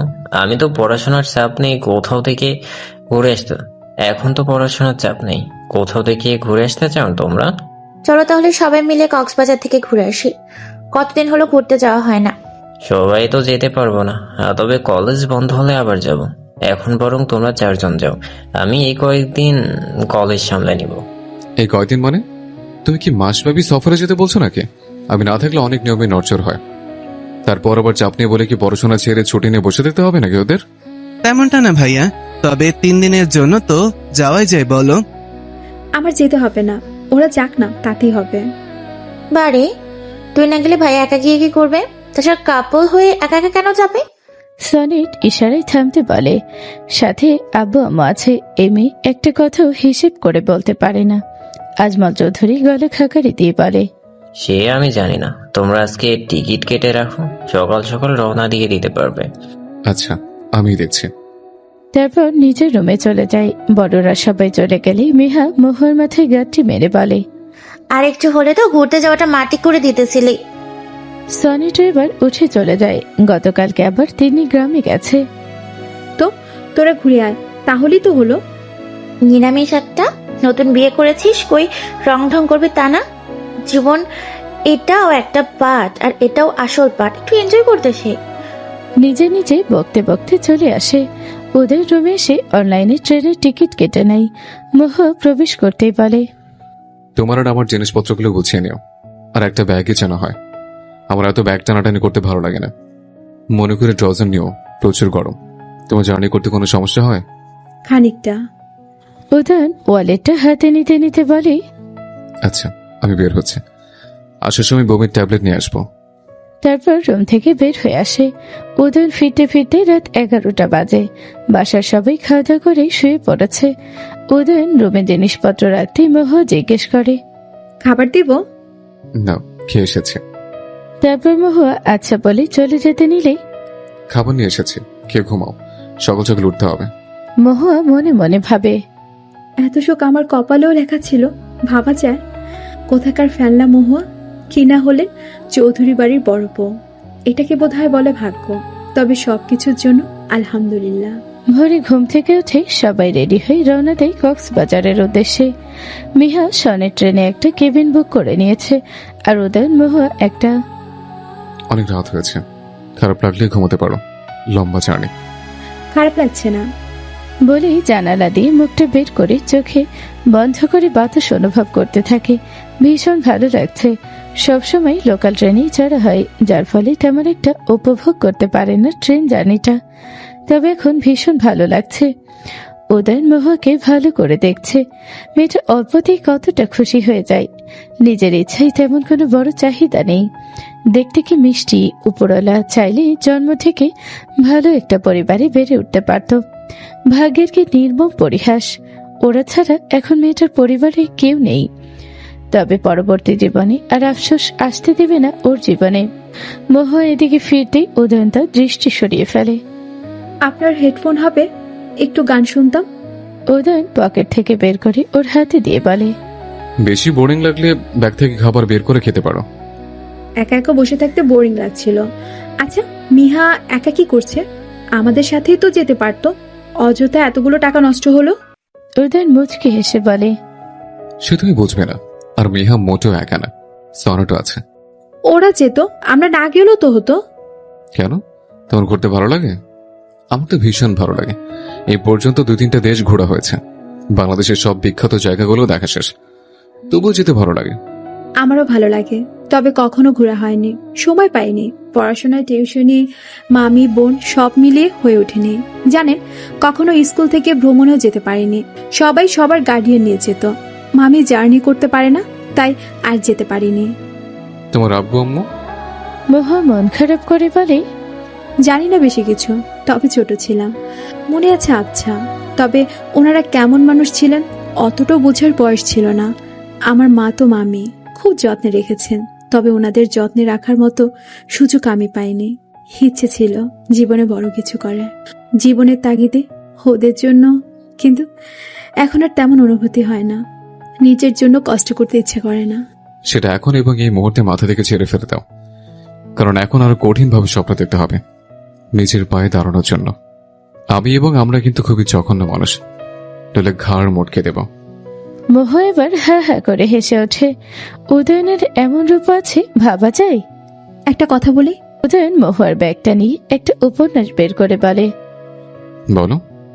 আপনি কি করে জানলেন ব্যাগে যে বই আছে? আমি ওরা 2টো বই বেছে নিয়ে নিয়েছি। তারপরে কি যেন বলছিলে? আপনার ভিতরে রূপটা একদম আলাদা, আর মানিয়ে নেওয়ার ক্ষমতা অনেক। ক্ষমতা কিনা জানি না, তবে মানিয়ে নিতে চেষ্টা করি। মাঝে মধ্যে মানিয়ে নিতে পারলে প্রকৃতির সুখী হওয়া যায়। আর রইলে ভিতরের কথা, সেটা সবার জন্য না, শুধুমাত্র কাছের মানুষের জন্য। উদয়নের মুখ থেকে কাছের মানুষের জন্য কথাটা শুনে মহুয়ার হার্টবিট বেড়ে যায়। এই লোকটা কথা বলার ধরন এত সুন্দর কেন? আচ্ছা, এত সুন্দর মানুষটাই কি সত্যি আমার? মহুয়া লজ্জায় মুখ ঘুরিয়ে বাহিরে তাকায়।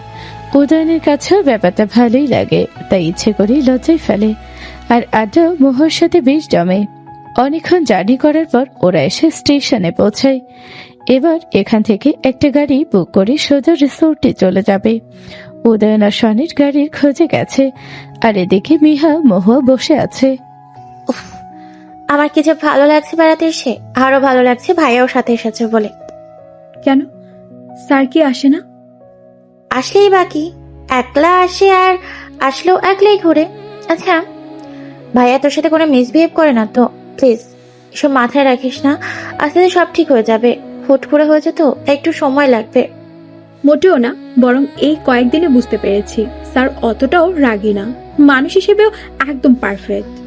সে আমি জানি, পারফেক্ট বলেই আমার এত মিষ্টি বান্ধবীটা জীবন সঙ্গী হিসেবে উপহার পেল। আমি আবার মিষ্টি? হয়তো তুই ভালোবাসিস বলে এমনটা মনে হয়, আসলে কিন্তু তা না। এর মধ্যে উদয়ন আর সনের গাড়ি নিয়ে চলে আসে। মহুয়া পুরো রাস্তা ঘুমিয়ে পার করেছে। মিহাও। দুই বান্ধবী, একজন যেন আরেকজনের ফটোকপি। এটা আবার উদয়নের ভীষণ ভালো লাগে। একটা পরিবারে সবাই মিলেমিশে থাকার মতো সুখ অন্য কিছুতে নেই। তারপর আবার নিজের মা বাবা ভাই বোনের সাথে খারাপ ব্যবহার করলে সহ্য করা যায় না, ফলে বিচ্ছেদ হয়ে জীবনে সংশয় পার করতে হয়। একজন মেয়ে যেমন ভালো জীবন সঙ্গী পেলে সুখী এবং প্রত্যাশা করে, তেমনি একজন ছেলেও ভালো জীবন সঙ্গিনী প্রত্যাশা করে এবং সুখীও হয়। তবে বর্তমানে বিপরীতমুখী মানুষের সংখ্যাই বেশি, যার ফলে এতটা বিচ্ছেদ।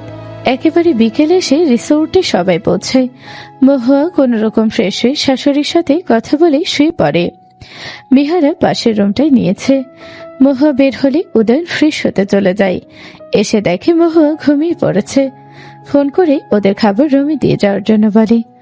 উদয়ন কখনো অতিরিক্ত ক্লান্ত হলে বিছানায় শুয়ে পড়ে না, আগে বসে একটু রেস্ট নিয়ে তারপর একটা লম্বা ঘুম দিয়ে ক্লান্তি কমায়। খাবার দিয়ে যাওয়ার খানিক্ষণ পর মহুয়াকে ডেকে তোলে। এক ডাকেই উঠে পড়ে মহুয়া। খাবারগুলো সুন্দর করে সার্ভ করে নেয়। আমরা একা খাবো কেন? মিহা আর স্যার কোথায়? প্রথমত, সনের সম্পর্কে তোমার দেবর কিংবা ননদের বর হয়, তুমি বাসা ভাইয়া বলে ডাকবে। দ্বিতীয়ত, তুমি ঘুমিয়ে থাকে, রুমে খাবার নিয়ে এসেছে, আর এমনিতে ওদের ডিস্টার্ব না করাই বেটার। একটু নিজের মতো সময় কাটাক। এই কয়দিন মেহার থেকে দূরে থেকো, ওদেরকে একটু সময় কাটাতে দিও। তোমার বোরিং লাগলে আমাকে বলবে, ওকে? তারপরে মহুয়া ঘুমায়নি। উদয়ন টিভি অন করে মহুয়া ও পাশে বসে দেখে সন্ধ্যায় ঘুরতে বের হবে।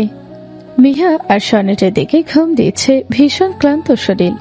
ওদের আর কি কোনো বোঝাপড়া, ভয় কিংবা অনুভূতির সন্ধান করতে হচ্ছে না। সুনিশ্চিত ভবিষ্যতের লক্ষ্যে চলছে বহুদূর। এরপর সন্ধ্যাবেলায় মহুয়া আর উদয়ন বের হয় সমুদ্র দেখতে। উদয়ন উৎফুল্ল মনে হেঁটে যাচ্ছে।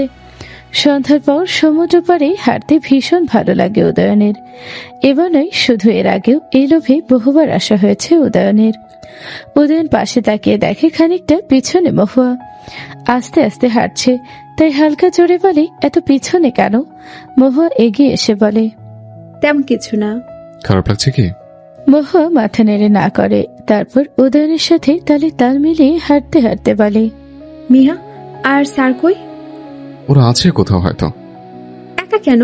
আমরা একসাথে তো থাকতে পারতাম। কেন, খারাপ লাগছে? না। মুখে না বলেও উদয়নের সাথে থাকলে কেমন জানি লজ্জা লজ্জা লাগে, সবসময় গুটিয়ে থাকে। আমি ইচ্ছে করি তোমাকে নিয়ে আলাদা এসেছে। ওদের তো এখন স্পেশাল সময়, তাই আলাদা ছেড়ে দেওয়াই বেটার। নিজেদের মতো স্পেশাল সময় কাটাক। আমাদের বড় ভাই, তার বরাবর সবসময় দূরত্ব বজায় রেখে চলে, আমার সামনে ভীষণ লজ্জা পায়। সে সুবাদে আর কি। উদয়ন মহুয়াকে নিয়ে একটা বসার জায়গায় বসে বলে, আমি জানি এখন আমাদের জীবনে একটা স্পেশাল সময়, তবে আমি তোমাকে এবং নিজেকে সময় দিতে চাই। হঠাৎ করে কোনো কিছু হয়ে গেলেই তো আর মনে গেঁথে যায় না, আস্তে আস্তে অভ্যস্ত হতে হয়। এরপরে একটা অনুভূতি জন্মায়। অনুভূতি অবধি যেতে হলে সময়ের প্রয়োজন। যেটা সম্পূর্ণটাই আমি নিতে চাই মহুয়া। উদয়নের এমন কথাই মহুয়া কেঁপে ওঠে। কেন জানি না এই লোকটা মুখ থেকে নিজের নাম শুনলে শরীরকে কাঁটা দিয়ে ওঠে। এ যেন এক নতুন অনুভূতি। তবে নিজের মানুষ ব্যতীত কারো কথা আজ অব্দি মহুয়ার ভালো লাগেনি। তবে উদয়নের কাছে আজকাল ভীষণ ভালো লাগে। দুজনের মধ্যে খানিকটা নীরবতা চলে আসে। হঠাৎ করে কোথায় থেকে যেন একজন মেয়ে এসে সামনে লাফিয়ে ওঠে। উদয়ন উঠে দাঁড়াতেই জড়িয়ে ধরে বলে, সারপ্রাইজ। উদয়ন কোন রকম ছাড়িয়ে হাসতে হাসতে বলে, তুমি এখানে দেশে এলে কখন? দেশে এসেছি গতকালই। তুমি ঘুরতে এসেছো বললা, তাই চলে আসলাম। উফ, কত কষ্ট হয়েছে জানো। তবে অবশেষে খুঁজে বের করে ফেললাম। তারপর পাশে তাকিয়ে বলে, ওকে। ওর নাম মহুয়া। এটা বলতেই মহুয়া সুন্দর করে সালাম দেয়। ঝুমু খুব হাসি মুখে কথা বলে। তারপর উদয়কে উদ্দেশ্য করে বলে, তোমার কলিগ কিন্তু খুব মিষ্টি। উদয়ন ঝুমুর কথায় হেসে ওঠে। তবে মহুয়ার ব্যাপারটা ভীষণ খারাপ লাগে। নিজের স্ত্রী বলে পরিচয় করালো না, তারপর আবার কলিগ বলে তাল মিলিয়ে হাসলো।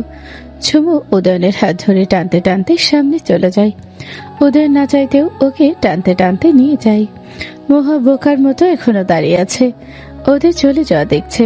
খানিকটা দূরে চলে যাওয়ার পর চুপচাপ পেছন পথে রিসোর্টের দিকে চলে যায়। একা যেতেও ভীষণ ভয় হচ্ছে। সব থেকে খারাপ লাগছে এটা ভেবে যে উদয়নকে একা রেখে কিভাবে চলে যেতে পারলো। ভীষণ কান্না পাচ্ছে, তবু হাঁটছে। খানিকটা যাওয়ার পর কয়েকজন ছেলে এসে পথ আটকায়। মহুয়া ভয়ে দুপা পিছিয়ে চলে আসে। হ্যালো কিউটি, কোথায় যাচ্ছ এমন সময় একা একা? ইস, কষ্ট করে কাস্টমার জোগাড় করতে হবে না, চলো আমাদের সাথে। রেট না হয় একটু বেশি দিব সোনা। কথাটা বলে খারাপ ইশারা করতে থাকে। মহুয়া চোখটা বন্ধ করে বড় করে একটা নিঃশ্বাস ফেলে মনে মনে সাহস জুগিয়ে বলে, আপনারা ভুল জায়গায় এন্ট্রি নিচ্ছেন ভাইয়া। আপনারা ঠিক যাকে খুঁজছেন তারা এখানে নয়, পতিতালয়ে থাকে। কষ্ট করে সেখানটায় চলে যান। বাহ, সেমরির দেখছি প্রচুর দামাক। তা মামনি, এসব করে এত ভাব, ভালো পথে চললে ঠিক কি করতা? মহুয়া চোখটা বন্ধ করে বড় করে নিঃশ্বাস নিয়ে পিছনে দেয় এক দৌড়। সাথে ছেলেগুলোও দৌড়াতে থাকে। এদিকে উদয়ন ঝুমুর হাজবেন্ডের সাথে দেখা করে তারপর আবার ফিরে দেখে, কিন্তু মহুয়াকে পায়নি। ভেবেছিল হয়তো মহুয়া ওর সাথে আছে। তাড়াতাড়ি করে আগের জায়গায় ফিরে আসে। দেরি করেনি অবশ্য, শুধু সামনে গিয়ে আবার চলে এসেছে, তাও ঝুমুর জোরাজোরির জন্য। তবে ঝুমুর উপর ভীষণ রাগ হচ্ছে, সাথে নিজের উপর আরো বেশি। এদিক ওদিকে খুঁজে বেড়াচ্ছে আর ডাকছে। রিসোর্টে ফোন করে জানতে পারে ওখানেও যায়নি। ছেলেগুলোর থেকে বাঁচার জন্য দৌড়ে আসার সময় একজনের সাথে ধাক্কা লাগে মহুয়ার। অন্ধকার থাকায় কিছু বুঝতে পারছে না, তবে রিকোয়েস্ট করে মহুয়া বলে, প্লিজ ভাইয়া, আমাকে বাঁচান, ছেলেগুলো আমাকে তাড়া করছে। বলে কান্না করে দেয়। প্রথমে বুঝতে না পারলেও কণ্ঠ শুনে বুঝতে পারে এটা মহুয়া। এমন অবস্থা দেখে সনেটও ঘাবড়ে যায়।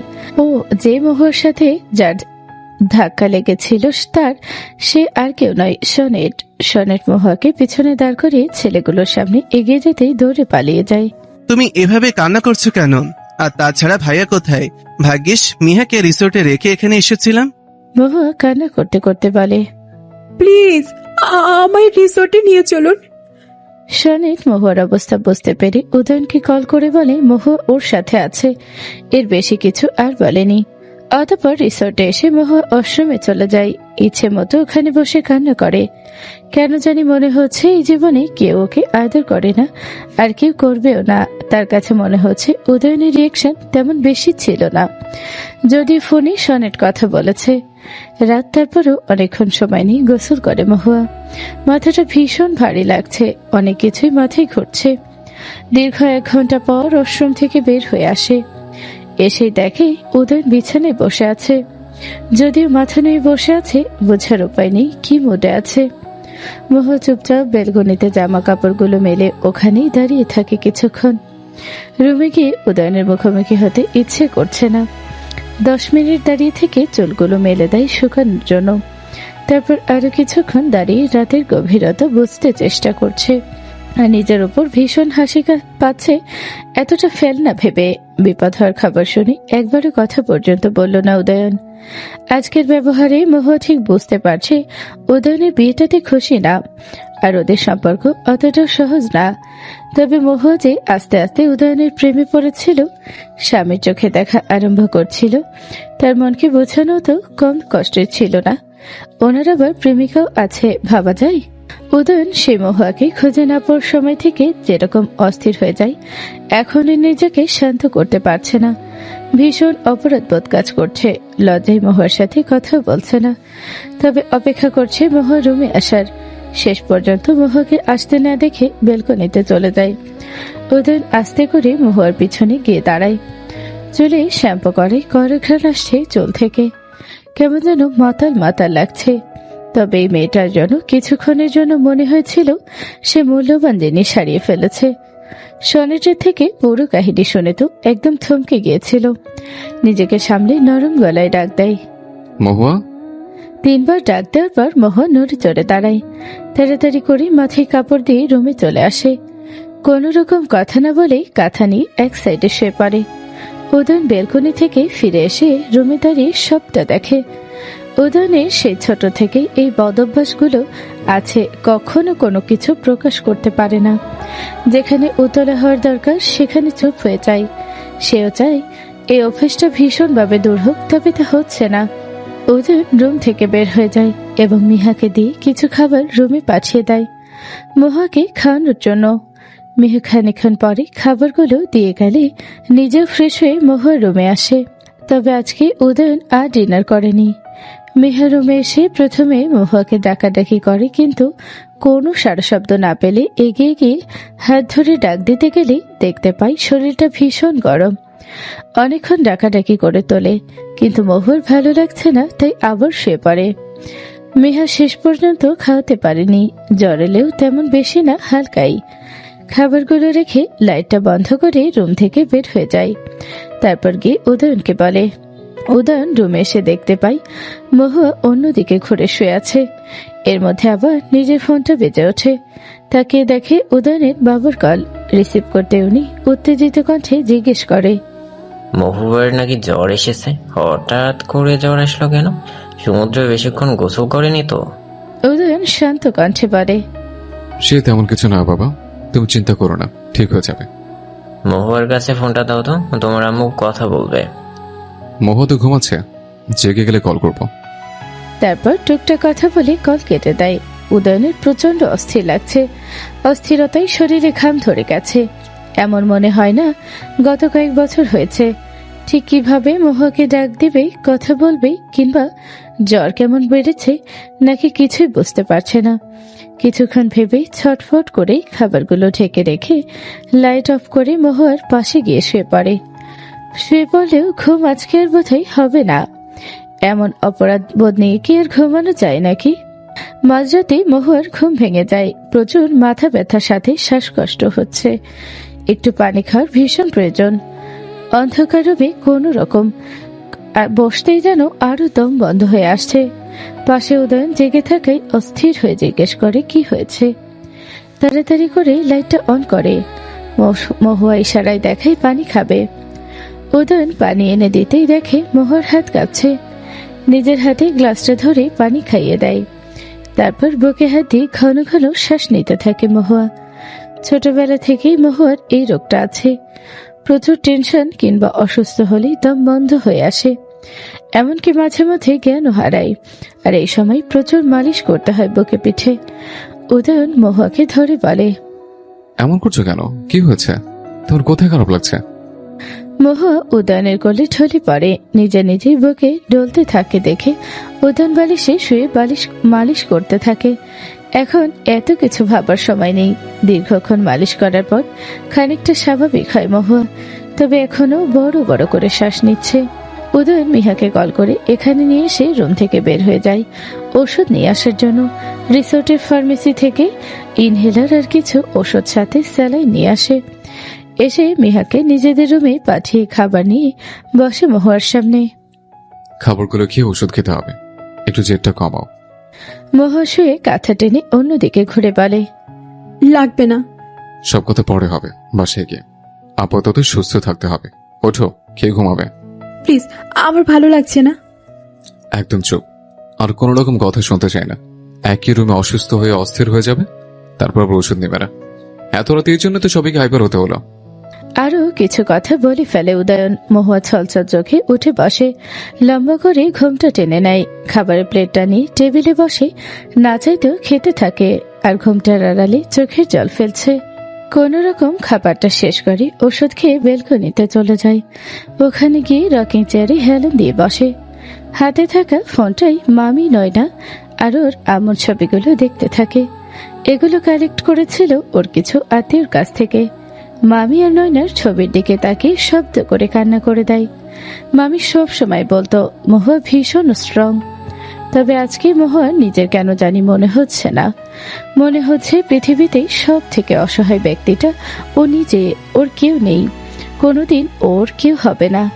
উদয়ন ওয়াশরুমে গিয়েছিল। মহুয়াকে দেখতে না পেয়ে বেলকনিতে এসে দেখতে পাই মহুয়া কান্না করছে। ওর এমন করে কান্না করা দেখে ঘাবড়ে যায়।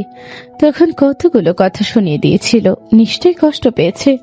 গলা খাকারি দিয়ে বলে, অসুস্থ শরীরটা এখানে কেন? রুমে চলো। মহুয়া সোজা হয়ে দাঁড়ায়, হাত দিয়ে মুখটা মুছে নেয়। বড় করে ঢকিলে স্বাভাবিক হওয়ার চেষ্টা করে বলে, আপনি গিয়ে শুয়ে পড়ুন স্যার, আমি ঠিক নিজেকে সামলে নিতে পারবো। রুমে গেলে আপনার রুমের অসুবিধা হবে। উদয়ন মনে মনে বলে, এই কয়দিনে একবারও মহুয়াকে স্যার বলে ডাকেনি, তবে এখন ডাকলো। তুমি কি আমার কথা আমায় ফিরিয়ে দিচ্ছ?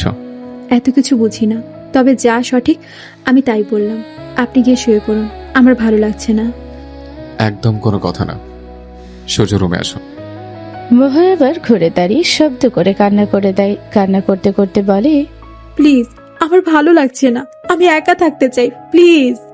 উদয়ন ঘুরে তাকিয়ে গ্রিলে হাত দিয়ে বলে, একলাই তো আছি আমরা, এখন অব্দি যার যার মতোই তো আছে। ঠিক আর কিছু দূরত্ব চাও বলো তো? মহুয়া চেয়ারে বসে মাথায় হাত দিয়ে নুয়ে বসে থাকে। অনেকক্ষণ দুজনের মধ্যে নীরবতা বিরাজ করে, তবে কেউ এখান থেকে এক পাও নড়েনি। এক পর্যায়ে মহুয়া নিজে থেকে চলে আসে। আপাতত ঘুমের প্রয়োজন, স্বাভাবিক হতে হবে। উদয়ন আর রুমে ফিরে আসেনি, সারা রাত ওখানেই বসে কাটিয়ে দেয়। ভোরবেলা চেয়ারে বসে ঘুমিয়ে পড়ে। বেলা 8টায় উদয়ন রুমে ফিরে আসে। তারপর সবকিছু গুছিয়ে রেখে রুম থেকে বের হয়ে যায়। রিসোর্টের খোলা ছাদে একা অনেকক্ষণ বসে থাকে। অতঃপর সনেটার মিহাকে বলে, মিহাকে মহুয়ার কাছে পাঠিয়ে দেয় রেডি হতে। বাসায় আজকে ফিরে যাবে বলে। উদয়নের ইচ্ছা করছে না মহুয়ার সম্মুখীন হতে। মিহা সনেটার মহুয়া গাড়ির পেছনে বসে, আর উদয়ন সামনের সিটে বসে রওনা দেয়। অবশ্য উদয়ন কোনো কথা না বলেও লুকিং গ্লাসে আর চোখে দেখে নিয়েছে। তবে মহুয়া অসুস্থ হয় চোখ বন্ধ করে শুয়ে আছে। এরপর ট্রেনে ও আর আলাদা কেবিন নেয়নি, একটা নিয়েই 4 জন উঠে পড়ে। মিহা আর সনেট একে অপরের পাশাপাশি বসলেও মহুয়া আর উদয়নের মধ্যে বিশাল দূরত্ব। মহুয়া মিহাকে ইশারে কিছু জিজ্ঞেস করতেই ব্যাগ থেকে আচার বের করে দেয়। এগুলো একদম দিবি না, ব্যাগে খাবার আনা হয়েছে, ওগুলো বের কর। মহুয়া কিছু বলেনি, এমনিতেই খিদে ও লেগেছে, তাই অল্প কিছু খাবার খেয়ে নেয়। সনেট আর মিহা দুজনেই ফোনে হেডফোন দিয়ে মুভি দেখছে।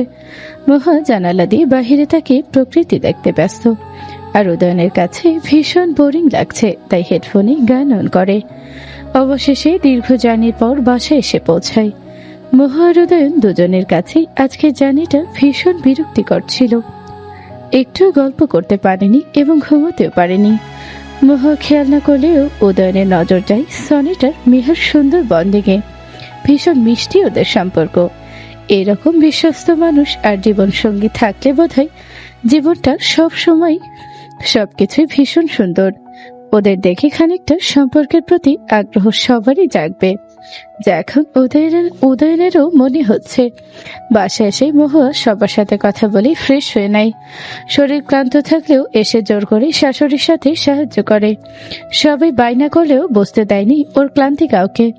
মহুয়ার মাথায় হাত বুলিয়ে বলে, আমি জানি তোমরা সম্পর্কে এখনো সিরিয়াস হওনি, তবে দুজন দুজনকে একটু বুঝতে চেষ্টা করো, দেখবে নিজের চোখে সম্পর্কের গভীরতা বুঝতে পারবে। এই সময় আর বয়স যে আর ফিরে আসবে না, তখন শুধু আফসোস করবে। এর থেকে ভালো একটু মানিয়ে নাও, দেখবে অভ্যাস হয়ে যাবে। আর আমার বিশ্বাস আমার মেয়ে অলরাউন্ডার, ঠিক সবকিছু পারবে। মহুয়া শাশুড়ির কথায় মুচকি হেসে সম্মতি জানায়, কিন্তু আপনা আপনি চোখটা ঝাপসা হয়ে আসে। শাশুড়িকে হালকা জড়িয়ে ধরে এবার কান্না করেই দেয়। কি হয়েছে মা?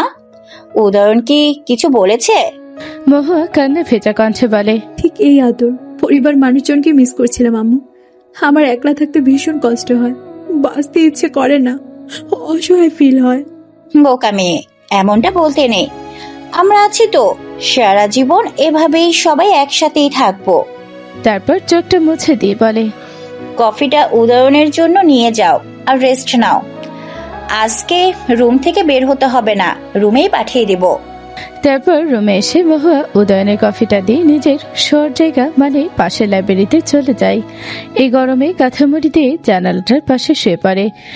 অন্ধকার পুরো রুমে নরম একখানা বিছানা বইয়ে ভর্তি রুম, আর সুন্দর করে পুরো রুমের দেওয়ালটা ডেকোরেশন করা, সাথে থাই গ্লাসের উপর দিয়ে হালকা আলোয় ব্যস্ত রাস্তা, যেখানে কিছুক্ষণ তাকিয়ে থাকলে এমনিতেই মনটা খারাপটা ভালো হয়ে যাবে।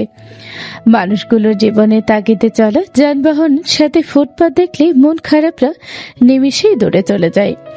মহুয়া গল্পের বই নিয়ে বসত, কিন্তু প্রচন্ড মাথা ব্যথা করাই আর বই হাতে নেয়নি। আসার সময় সনেট আর মিহার খুনসুটির শব্দ শুনে এসেছে। মহুয়ার ভীষণ ভালো লাগে তার বন্ধু এত সুখী, দেখতে ভালো লাগে। কথাই বলে না, ওনের ভালোবাসা দেখতে ভালো লাগে। আর নিজের এমন মানুষ না থাকলেই তো আরো বেশি ভালো লাগে সুখী মানুষকে দেখতে।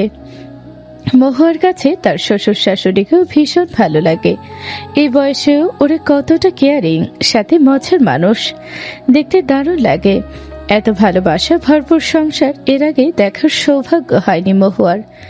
সে তো অভাবের সাথে ঘনিষ্ঠ হয়েছে, সাথে মোকাবেলাও করেছে, আর নিজের বাবা মায়ের খুনসুটি দেখার সৌভাগ্যও যে হয়নি ওর। বড় করে একটা দীর্ঘশ্বাস ফেলে বলে, একেই বলে বোধহয় কপাল পোড়া, যার কপাল ভালো কিছু কিংবা সুখ জিনিসটা লেখা নেই। এদিকে উদয়ন হাতে আর একদিন ছুটি থাকায় বাবাকে গিয়ে বলে ও গ্রামে যেতে চাই মহুয়াকে নিয়ে। কেন জানি কালকে ওর মনে হয়েছে, মহুয়ার বাড়ির কথা মনে হয়েছে এবং কষ্ট পাচ্ছে। তাই মহুয়াকে তার আপন মানুষের কবর দেখাতেই নিজের জন্মভূমিতে যেতে চায়। শনিটার মিহা তো এক পায়ে দাঁড়ানো, ওরাও যাবে বলে উদয়ন বাবার থেকে অনুমতি নিয়ে নিজের রুমে আসে। মহুয়ার রুমের সামনে গিয়ে গলা খাকারি দিয়ে বলে, আসবো? মহুয়া শুয়ে থেকেই বলে, আসুন। উদয়ন বিছানায় বসে বলে, কথা ছিল তোমার সাথে। মহুয়া উঠে বসে। উদয়ন লাইটটা অন করতে গেলে মহুয়া বলে, আমার অন্ধকারই ভালো লাগে। এরপর আর লাইট অন করেনি। জি স্যার, বলুন। অবশ্যই, আমি জানি আপনি কি বলবেন, আমার কোনো আপত্তি নেই। উদয়ন ভ্রু কুচকে বলে, কি জানো তুমি? আর কিসের আপত্তি নেই? এই যে আপনি সম্পর্কটা থেকে বের হতে চান, আর আপনার গার্ল। বাকিটা আর বলতে পারেনি। উদয়ন ধমক দিয়ে বলে, শাট আপ। তোমার মেয়ে মানুষ আসলেই গাধি, তা প্রমাণ পেলাম। সনা বলতে যখন সমাপ্তি বলছে ফেলো, তাহলে আসলটা বুঝতে পারো না কেন? ঘাট তারা মানুষ কোথাকার, কথা বলা মোটটাই নষ্ট করে দিল। কথাটা বলে চলে যেতে নিলে মহুয়া নরম গলায় বলে, বিরক্তটা ঠিক কার হওয়ার কথা ছিল স্যার? মহুয়া বিছানা থেকে নেমে রুমে পায়ে দেওয়ার জুতোটা পরতে পরতে বলে, সনের স্যার ছিল বলে বোধহয় সুস্থ এবং ইজ্জত নিয়ে বেঁচে আছি। আসলে কারো কারো পৃথিবীতে কেউ থাকে না, সেটা তখনই বুঝতে পেরেছি। অযথা সময় নিয়ে মায়া বাড়িয়ে মাঝপথে হাত ছেড়ে দেওয়ার থেকে ভালো শুরুতেই শেষ করে দেওয়া। আর এতে আমার মনে হয় না আপনার জীবনে খারাপ কোনো প্রভাব ফেলবে। আমার মতো মেয়ের জন্য আমি চাই না কারো সমাজে কটু কথার সম্মুখীন হতে হোক। এর জন্য আপনি যা করতে বলবেন আমি করব। তারপর রুম থেকে বের হয়ে যেতে নিলে উদয়ন মহুয়ার হাত ধরে টান দিয়ে একদম নিজের বুকে এনে ফেলে। সাথে সাথে মহুয়া চোখটা বন্ধ করে ফেলে। কিছুক্ষণের জন্য মনে হয় দুজনেরই নিঃশ্বাস বন্ধ হয়ে আসে। উদয়ন মহুয়ার বন্ধ চোখের দিকে তাকিয়ে আছে। উদয়ন নেশা ভরা কণ্ঠে বলে, এক ধাপ বেশি বুঝো, তাই না? তোমার কাছে সবকিছু সহজ মনে হয়, কিন্তু অন্যের কাছে সহজ এটা বিশ্বাস করলে? মহুয়া তাড়াতাড়ি করে সরে আসতে নিলে উদয়ন বলে, একদম চেষ্টাও করবে না। মহুয়া সাথে সাথে মাথাটা নিচু করে নিঃশ্বাস নিতে থাকে, এক হাতে বুকে ধরে রাখে। তোমার কি মনে হয় আমি ইচ্ছা করে তোমাকে ফেলে গেছিলাম? আমাদের সম্পর্কে হয়তো এখন দূরত্ব, কিন্তু পবিত্র একটা সম্পর্ক, যে সম্পর্কে কেউ কারো খারাপ চাইতে পারে না। অন্ততপক্ষে আমি তো নাই। আমি জীবনের সবকিছুতে সিরিয়াস। মহুয়াকে ছেড়ে নিজের 2 হাত দিয়ে মহুয়ার হাতটা মুঠোয় নিয়ে বলে, আমি তোমাকে নিয়ে বাকি পথ চলতে চাই মহুয়া। মহুয়া উদয়নের কথা শুনে চোখের পানি ছেড়ে দেয়। উদয়ন অন্য কিছু বলতে নিলে মিহা অন্যদিকে ঘুরে বলে, সরি সরি, আমি কিছু দেখিনি। উদয়ন আর মহুয়া তাড়াতাড়ি করে দূরে সরে যায়। মহুয়া নিজের চোখের পানি মুছে মাথা নুয়ে রাখে। উদয়ন জোরপূর্বক হাসি টেনে মাথা চুলকে রুম থেকে বের হয়ে যায়। মিহা এবার শব্দ করে হেসে ওঠে, হাসতে হাসতে বলে, এমন সিরিয়াস ভাই, আমার রুমের জিভা আওয়াজ যায়। মিহার হাসি দেখে মহুয়াও হেসে দেয়, হাসতে হাসতে বলে, মোটেও না, কথা বলছিলাম। আমি ছোট খুকি, কথা বললে যে কাছে যেতে হয় সেটা তো জানি না। মহুয়া মুখটা গোমরা করে বলে, তেমন কিছু না, দরকারি কথা বলছিলাম তো, তাই সামনে দাঁড়িয়েছিল। মিহা হালকা জড়িয়ে ধরে বলে, সব ঠিক হয়ে যাবে মহু। আমার ভাইটা না একদম অন্যরকম, কোনো কিছু দেখাতে কিংবা প্রকাশ করতে পারে না। আমরা সেদিন দেখেছি তোর জন্য কতটা উতলা হয়েছে। ভাইয়া নাকি ভেবেছিল তুই পিছলেই আছিস। আজ সুমু আপু ওর হাজব্যান্ডের সাথে কথা বলতে বলতে নিয়ে গিয়েছিল। ভাই ওদিন সারা রাত শুধু নিজেকেই দোষারোপ করে গেছে। তুই প্লিজ আমার ভাইকে ভুল বুঝিস না। মহুয়া কথা ঘোরানোর জন্য বলে, হয়েছে ননদিনী, ভীষণ খিদে পেয়েছে, খেতে হবে তো। সেই জন্যই দিলাম, চল সবাই একসাথে বসে খাবো। মহুয়া সুন্দর করে ঘোমটা টেনে মিহার সাথে নিচে চলে আসে। নিচে এসে দেখতে পাই ড্রয়িং রুমে সবাই বসে আছে, সবাই মিলে আড্ডা দিচ্ছে। মহুয়াকে দেখে ওর শাশুড়ি বলে, এদিকে আসো মা, এবার সবাইকে খাবার দিচ্ছি। আমিও আপনার সাথে যাচ্ছি আম্মু। বলে রান্নাঘরে চলে যায়। সবাই খেয়াল না করলে উদয়ন ঠিক খেয়াল করেছে। মেয়েটা ভীষণ অমায়িক, কি সুন্দর ওর মায়ের সঙ্গী হয়ে গেল। মহুয়া আর ওর শাশুড়ি খুব সুন্দর করে খাবারগুলো পরিবেশন করে নেয়। উদয়নের জন্য ঘন করে দুধ রেডি করতে রান্নাঘরে চলে যায় মহুয়া। যেহেতু আজকে জার্নি করেই শরীরটা ক্লান্ত, তাই উদয়ন মাকে বলেছিল করে দিতে। মহুয়ার শাশুড়িকে দেয়নি, নিজেই যাই করতে। মহুয়া কোথায়? সবাই একসাথে তো বসতে পারি। চুলায় দুধ বসিয়েছে, বারণ করেছি, মেয়েটা শোনেনি, ওর ওই নাকি করবে। আম্মু তুমিও বসে পড়ো। জায়গা নেই, তোমরা খেয়ে নাও, পরে খাবো। উদয়ন চেয়ার ছেড়ে উঠে দাঁড়িয়ে বলে, আম্মু তুমি বসো, আমি দুধটা কড়া হলে বসবো। বহুদিন পর ইচ্ছে করছে আমার দুধ দিয়ে ভাত খেতে। উনি রাজি না হলেও 9-6 বুঝিয়ে মাকে রাজি করিয়ে ফেলে। উদয়নের কেন জানি ইচ্ছে করছে আজকে মহুয়ার সাথে বসে খেতে। অতঃপর সবাই মিলে খাওয়া দাওয়া শেষ করে যার যার রুমে চলে যায়। আম্মু মহুয়াকে ডেকে এনে বলে, তোমরা বসো, আমি খাবার দেই। আপনার কষ্ট করতে হবে না আম্মু, আমি দেখছি, আপনি রুমে চলে যান। বুঝে ওনাকে রুমে পাঠিয়ে দেয়। আপনি বসুন, আপনার খাবার সার্ভ করছি। তুমি খাবে কখন? আপনারটা শেষ হোক, তারপর আমি খেয়ে নেব। বলে সবকিছু গুছিয়ে উদয়নের খাবারটা দিয়ে দেয়। তোমার প্লেট নাও, একসাথে বসে পড়ি। মহুয়ার কথা বাড়ায়নি, চুপচাপ খেতে বসে। উদয়ন আমরুদ খাবে বলে মহুয়া অর্ধেক খাওয়া থেকে উঠে যায় রান্নাঘরে আনতে। বাম হাত দিয়ে গরম পাতিল ধরাই হাতে ফোসকা পড়ে যায় পায়ে, সাথে সাথে অল্প শব্দ হয়ে যায়। ভয়ে মহুয়া চুপসে যায়। উদয়নের হয়তো ইচ্ছে করেছিল খেতে, এখন সে কি দিবে? তাড়াতাড়ি করে পাতিল সোজা করে আবার ফ্রিজ খোলে। এর মধ্যে উদয়ন শব্দ শুনেই তাড়াতাড়ি করে রান্নাঘরে চলে আসে। নিচে তাকিয়ে দেখে দুধসহ পাতিলটা পড়ে আছে। উদয়ন তড়িঘড়ি করে মহুয়াকে টান দিয়ে এনে বলে, তোমার শরীরে পড়েনি তো? সরি, আমি আবার করে দিচ্ছি। উদয়ন তাড়াতাড়ি করে পানীয়ের বরফ এনে মহুয়ার পা রাখতে বলে। গরম দুধ পড়ায় লাল হয়ে গেছে। উদয়ন বরফ দিয়ে পায়ে হাত দিতে গেলে উদয়নকে থামিয়ে দিয়ে মহুয়া বলে, আমি ঠিক আছি। চুপ, একদম পাকনামি করবা না। গরম কিছু শরীরে লাগলে পানি আর বরফ দিতে হয়, এটাও জানো না? উদয়ন ধমক দিয়ে বলে, বসো। আপনি একটু বসুন, আমি এক্ষুনি নতুন করে দিচ্ছি। আমি আর খাবো না, রুমে চলো। বলে বেরিয়ে যায়। মহুয়া গুছিয়ে রেখে তাড়াতাড়ি করে রুমে চলে আসে। উদয়ন রুমে নেই, নিজের রুমে গিয়ে লাইটটা অন করে বসে। পা পুরোটা ঝলসে গেছে। পাজামাটা খানিকটা উপরে তুলে দেখে এখানটায় আরো বেশি খারাপ অবস্থা। এর মধ্যে উদয়ন প্রবেশ করে। মহুয়া তাড়াতাড়ি করে ঠিক হয়ে বসতে নিলে, একদম নড়বা না, চুপচাপ বসো, ওষুধ লাগিয়ে দিচ্ছে। মহুয়া বিছানায় উঠে বসে বলে, লাগবে না, আপনি গিয়ে শুয়ে পড়ুন। উদয়ন একটু এগিয়ে গিয়ে হাতটা খপ করে ধরে বলে, এত বেশি বুঝো কেন? তোমার কি মনে হয় তোমার সাথে মস্করা করার জন্য এসেছে? হুটহাট এমন করেন কেন? আমি জানি আপনি খুশি নন, তাই বলে এমন গায়ে হাত ধরবেন?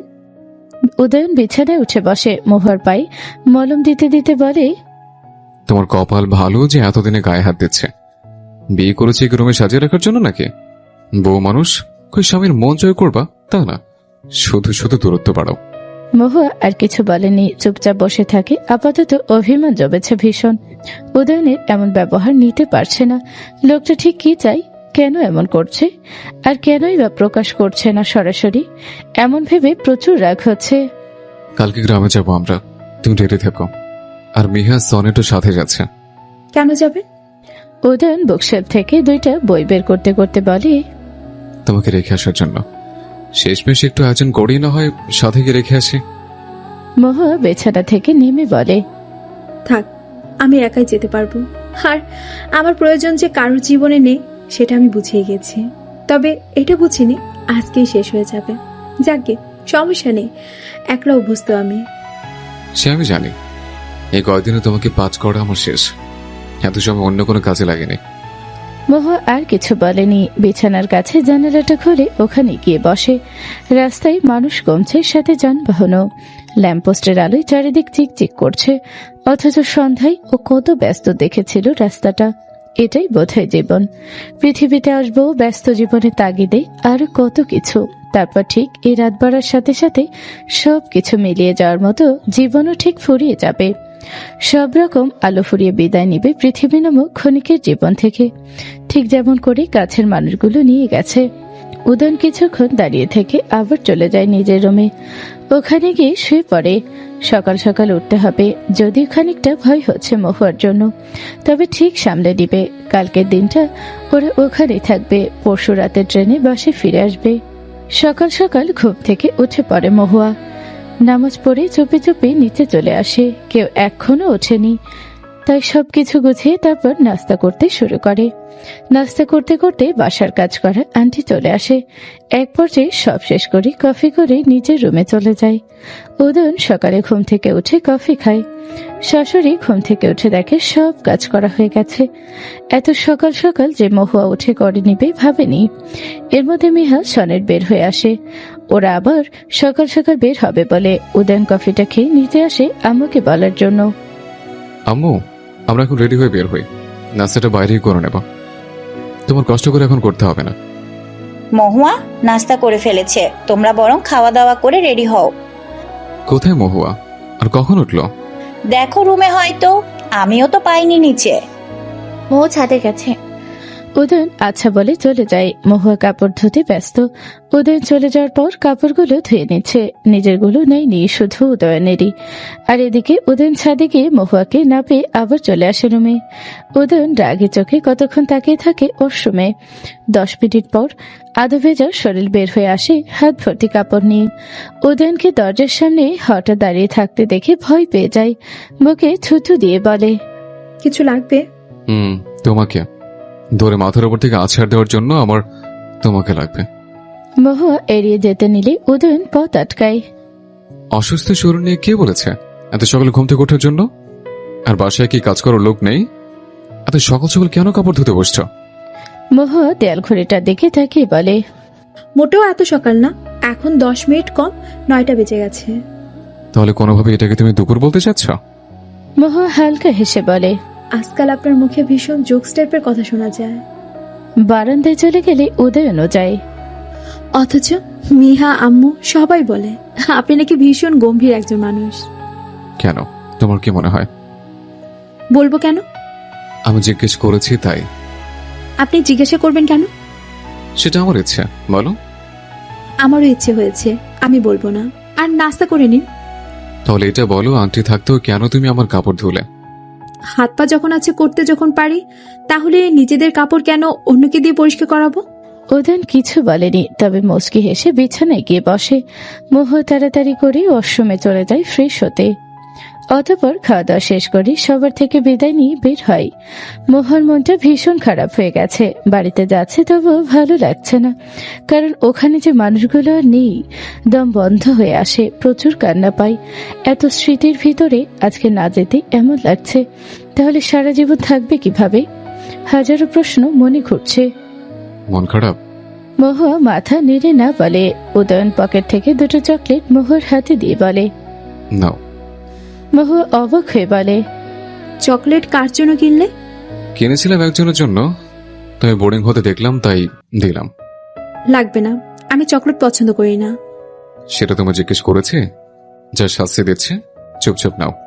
খানিকটা পথ যাওয়ার পর মহুয়া জিজ্ঞেস করে, আপনারা কেন যাচ্ছেন?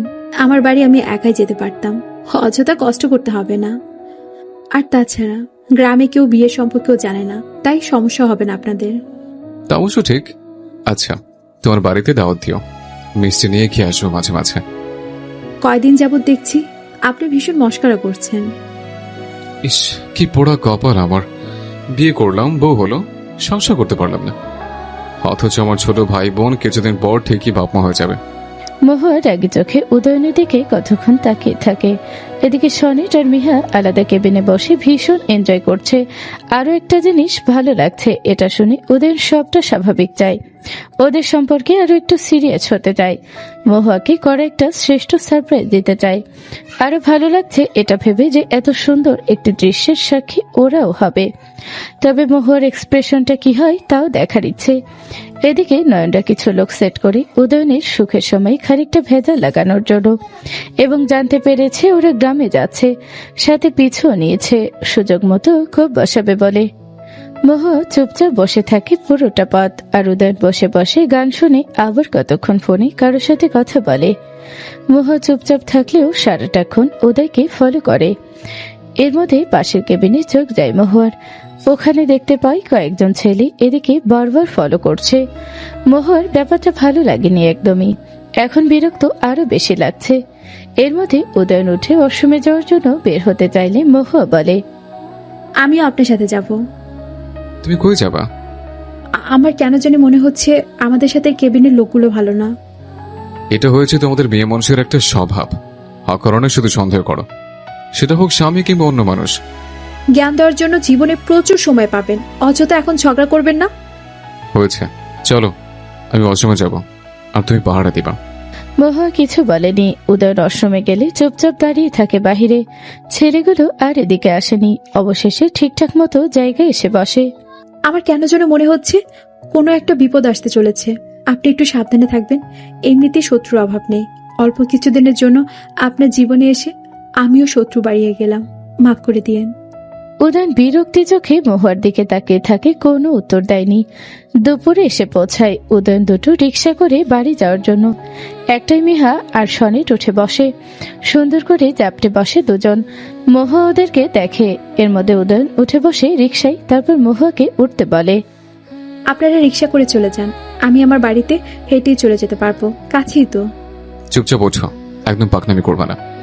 তাজ্জব ব্যাপার, এটা পাকনামির কি হলো? হ্যাঁ, আর আমি এত কম জায়গায় বসবো বা কি করে? কেন, সনেটের মেয়ে যেভাবে বসেছে আর 4-5 জন যেভাবে বসে, ওরা স্বামী স্ত্রী, ওদের সাথে আমাদের তুলনা নাকি? আমরা মনে হয় দুজন ভাই বোন, তাই না? চুপ করে উঠে আসো। তারপর মহুয়া উঠে কোনো রকম বসে, তবে বসলেও ভয় লাগে, কখন না জানি পড়ে যায়। উদয়ন মহুয়াকে না ধরলেও পিছনে হাত দিয়ে আটকে বসে রিক্সায়, যেন পড়ে না যায়। মহুয়ার আজকে একটু অন্যরকম লাগছে। লাস্ট 2-3 দিনে লোকটার কাছে আসা হয়েছে অনেক, যদিও বেশিক্ষণ থাকেনি, এখন থাকতে হচ্ছে। উদয়নের শরীরের পারফিউমের কড়া নাকে যাচ্ছে, কেমন যেন বুকটা ধুকপুক ধুকপুক করছে। এত সুন্দর সুদর্শন মানুষ হয়ে হলো না। কেমন ক্ষতি হতো আমার মানুষ হয়ে থাকতে। আমারও তো ইচ্ছে করে একজন ভরসাযোগ্য মানুষের হাত মাথার উপরে পেতে। এসব মনে মনে ভাবছে মহুয়া, আর মনটা খারাপ হয়ে যাচ্ছে। একটি অ্যাক্সিডেন্ট, সারা জীবনে কান্না। শোনেছ তো উক্তিটি? ঠিকঠাক ভাবে আরাম করে বসো, অনেকটা যেতে হবে। বসতে পারলে ঠিক বসতাম, এর থেকে ভালো হতো আলাদা আরেকটা রিক্সা নিলে। আজকাল বেশি কথা বলো, অথচ প্রথম দিন দেখে মনে হয়েছিল এত শান্ত নম্র ভদ্র মানুষ। বাপরে, এখন থেকে ভিতরে আরেক রূপ। এটা থেকে প্রতিনিয়ত আমি অবাক হচ্ছে। তারপর একটু ঘেঁষে বসে উদয়ন না হলে যে কোনো সময় পড়ে যেতে পারে। গ্রামের রাস্তা যে পরিমাণ ভাঙা, সোজা চৌধুরী বাড়িতে চলে যায় সবাই। মহুয়া কিছু জিজ্ঞেস করারও সুযোগ পায়নি। উদয়নের পিছু চলে যায় ভিতরে। মিহা আর সনিট আগে গিয়ে রুমে বসে আছে। উদয়ন বাসা দেখাশোনা করে লোকের সাথে প্রথমে কথা বলে নেই, তারপর সোজা রুমে। মহুয়া পিছন পিছন গিয়ে দাঁড়িয়ে থাকে। কি হলো, এভাবে দাঁড়িয়েছো কেন? আমি কি এবার যাব? গিয়ে সবকিছু তো করতে হবে। আসার সময় কতবার নিষেধ করেছে কথা কম বলার জন্য। আমি যা বলবো তাই হবে, ওকে? মহুয়া রাগী চোখে তাকিয়ে বেলকনিতে চলে যায়। কি করবে বুঝতে পারছে না। মহুয়া! দেখ, এই লোকটা এমন করে ডাকে কেন? উফ! রুমে এসে বলে, কই আপনি? ওয়াশরুমে। আমার কাপড় দাও তো, আনতে ভুলে গেছে। মহুয়া কাপড়গুলো বের করে উদয়নকে দিয়ে চলে যেতে নিলে টান দিয়ে ভিতরে নিয়ে যায় উদয়ন। ঝর্ণার পানিতে একদম ভিজে যায় মহুয়া। মহুয়া কোন রকম সরে দাঁড়িয়ে ঘন ঘন নিঃশ্বাস নিয়ে বলে, এটা কি করলেন? পুরো ভিজে গেছি। এটাই ঠিক করেছে। কই এসে ফ্রেশ হবে তা না, গিয়ে চুপসে বসে আছো। তাড়াতাড়ি ফ্রেশ হয়ে নাও, আমি অপেক্ষা করছি। বলে বের হয়ে যায়। মহুয়া দরজা দিয়ে মাথা বের করে বলে, আমার কাপড় আনিনি তো। দাঁড়াও, দিচ্ছি। আর সাথে নিয়ে আসিনি। আর আমার বাড়িতে আমার জামা কাপড় আছে, তাই আর আপনাদের গুলো আনিনি। এক কাজ করো, আজকে ওয়াশরুমে থেকে যাও, তোমার আর বের হওয়া লাগবে না। সব দোষ আপনার। আমি তো আমার বাড়িতে চলেই যাচ্ছিলাম, আপনার জন্যই তো যেতে পারিনি। কথাটা বলে ঠাস করে দরজা আটকে ফেলে। উদয়ন মিহার কাছে যায় ওর একটা জামা আনার জন্য। আমার কাপড় ওর একটু টাইট হতে পারে, কিন্তু হয়ে যাবে। কথাটা বলে কালো রঙের একটা গোল জামা সেট দিয়ে দেয়। উদয়ন রুমে এসে দরজায় নক করে বলে, খোলো। মহুয়া দরজা খুলে হাত বাড়িয়ে কাপড়গুলো নিয়ে নেয়। সব থেকে বিপত্তি হলো পরতে গিয়ে। পরের পর মনে হলো নিজেকে অনেক মোটা লাগছে। আর মহুয়া কখনো ফিটিং জামা পরে না, ওড়না দিয়ে পুরো শরীর ভালোভাবে ঢেকে বের হয়। চারপাশে তাকিয়ে দেখে উদয়ন রুমে নেই। তাড়াতাড়ি করে ভেজা কাপড় বিছানায় রেখে সেপটেপে নিয়ে ওড়না সেট করতে থাকে, যেন পুরো শরীর ঢাকতে পারে। এর মধ্যে ভেজা চুল নাড়তে নাড়তে বেলকনি থেকে রুমে প্রবেশ করে উদয়ন। মহুয়া লজ্জা পেয়ে যায়। তাড়াতাড়ি করে কোনো রকম ওড়না মুঠোয় করে অন্য রুমে চলে যায়। উদয়ন মহুয়ার চলে যাওয়ার দিকে কতক্ষণ তাকিয়ে থাকে। হঠাৎ করে মনে হলো মেয়েটাকে অন্যরকম লাগছে। তারপর বিছানায় তাকিয়ে দেখে ভেজা কাপড়গুলো নিয়ে নিজেই মেলে দেয়।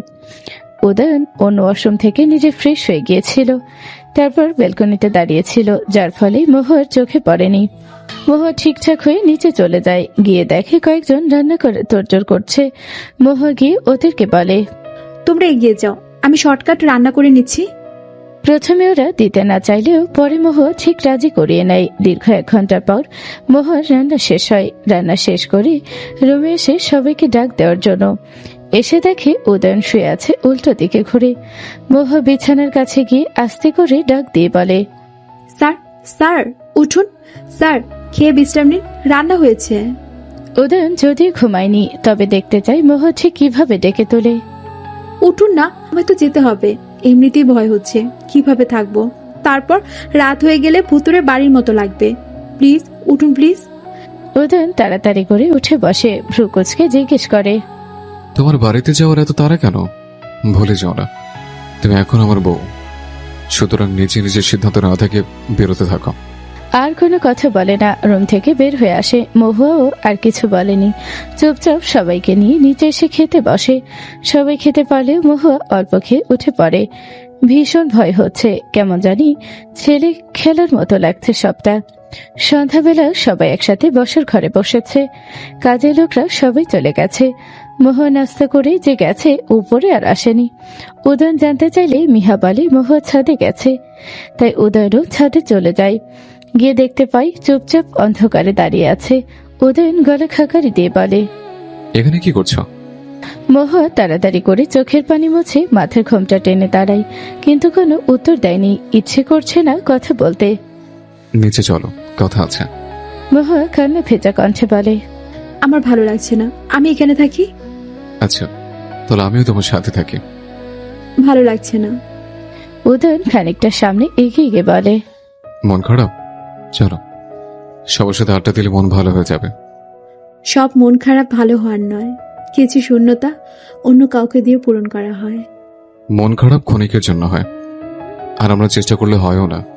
আর হলো শূন্যতা, মানিয়ে নিয়ে সবার সাথে থাকলে খানিকটা হলেও পূরণ হয়। একাকিত্বের শূন্যতা বিরাজ করে বেশি। সুতরাং যত মানুষের সঙ্গ নিয়ে থাকবা, শূন্যতা শূন্যে মিলিয়ে যাবে।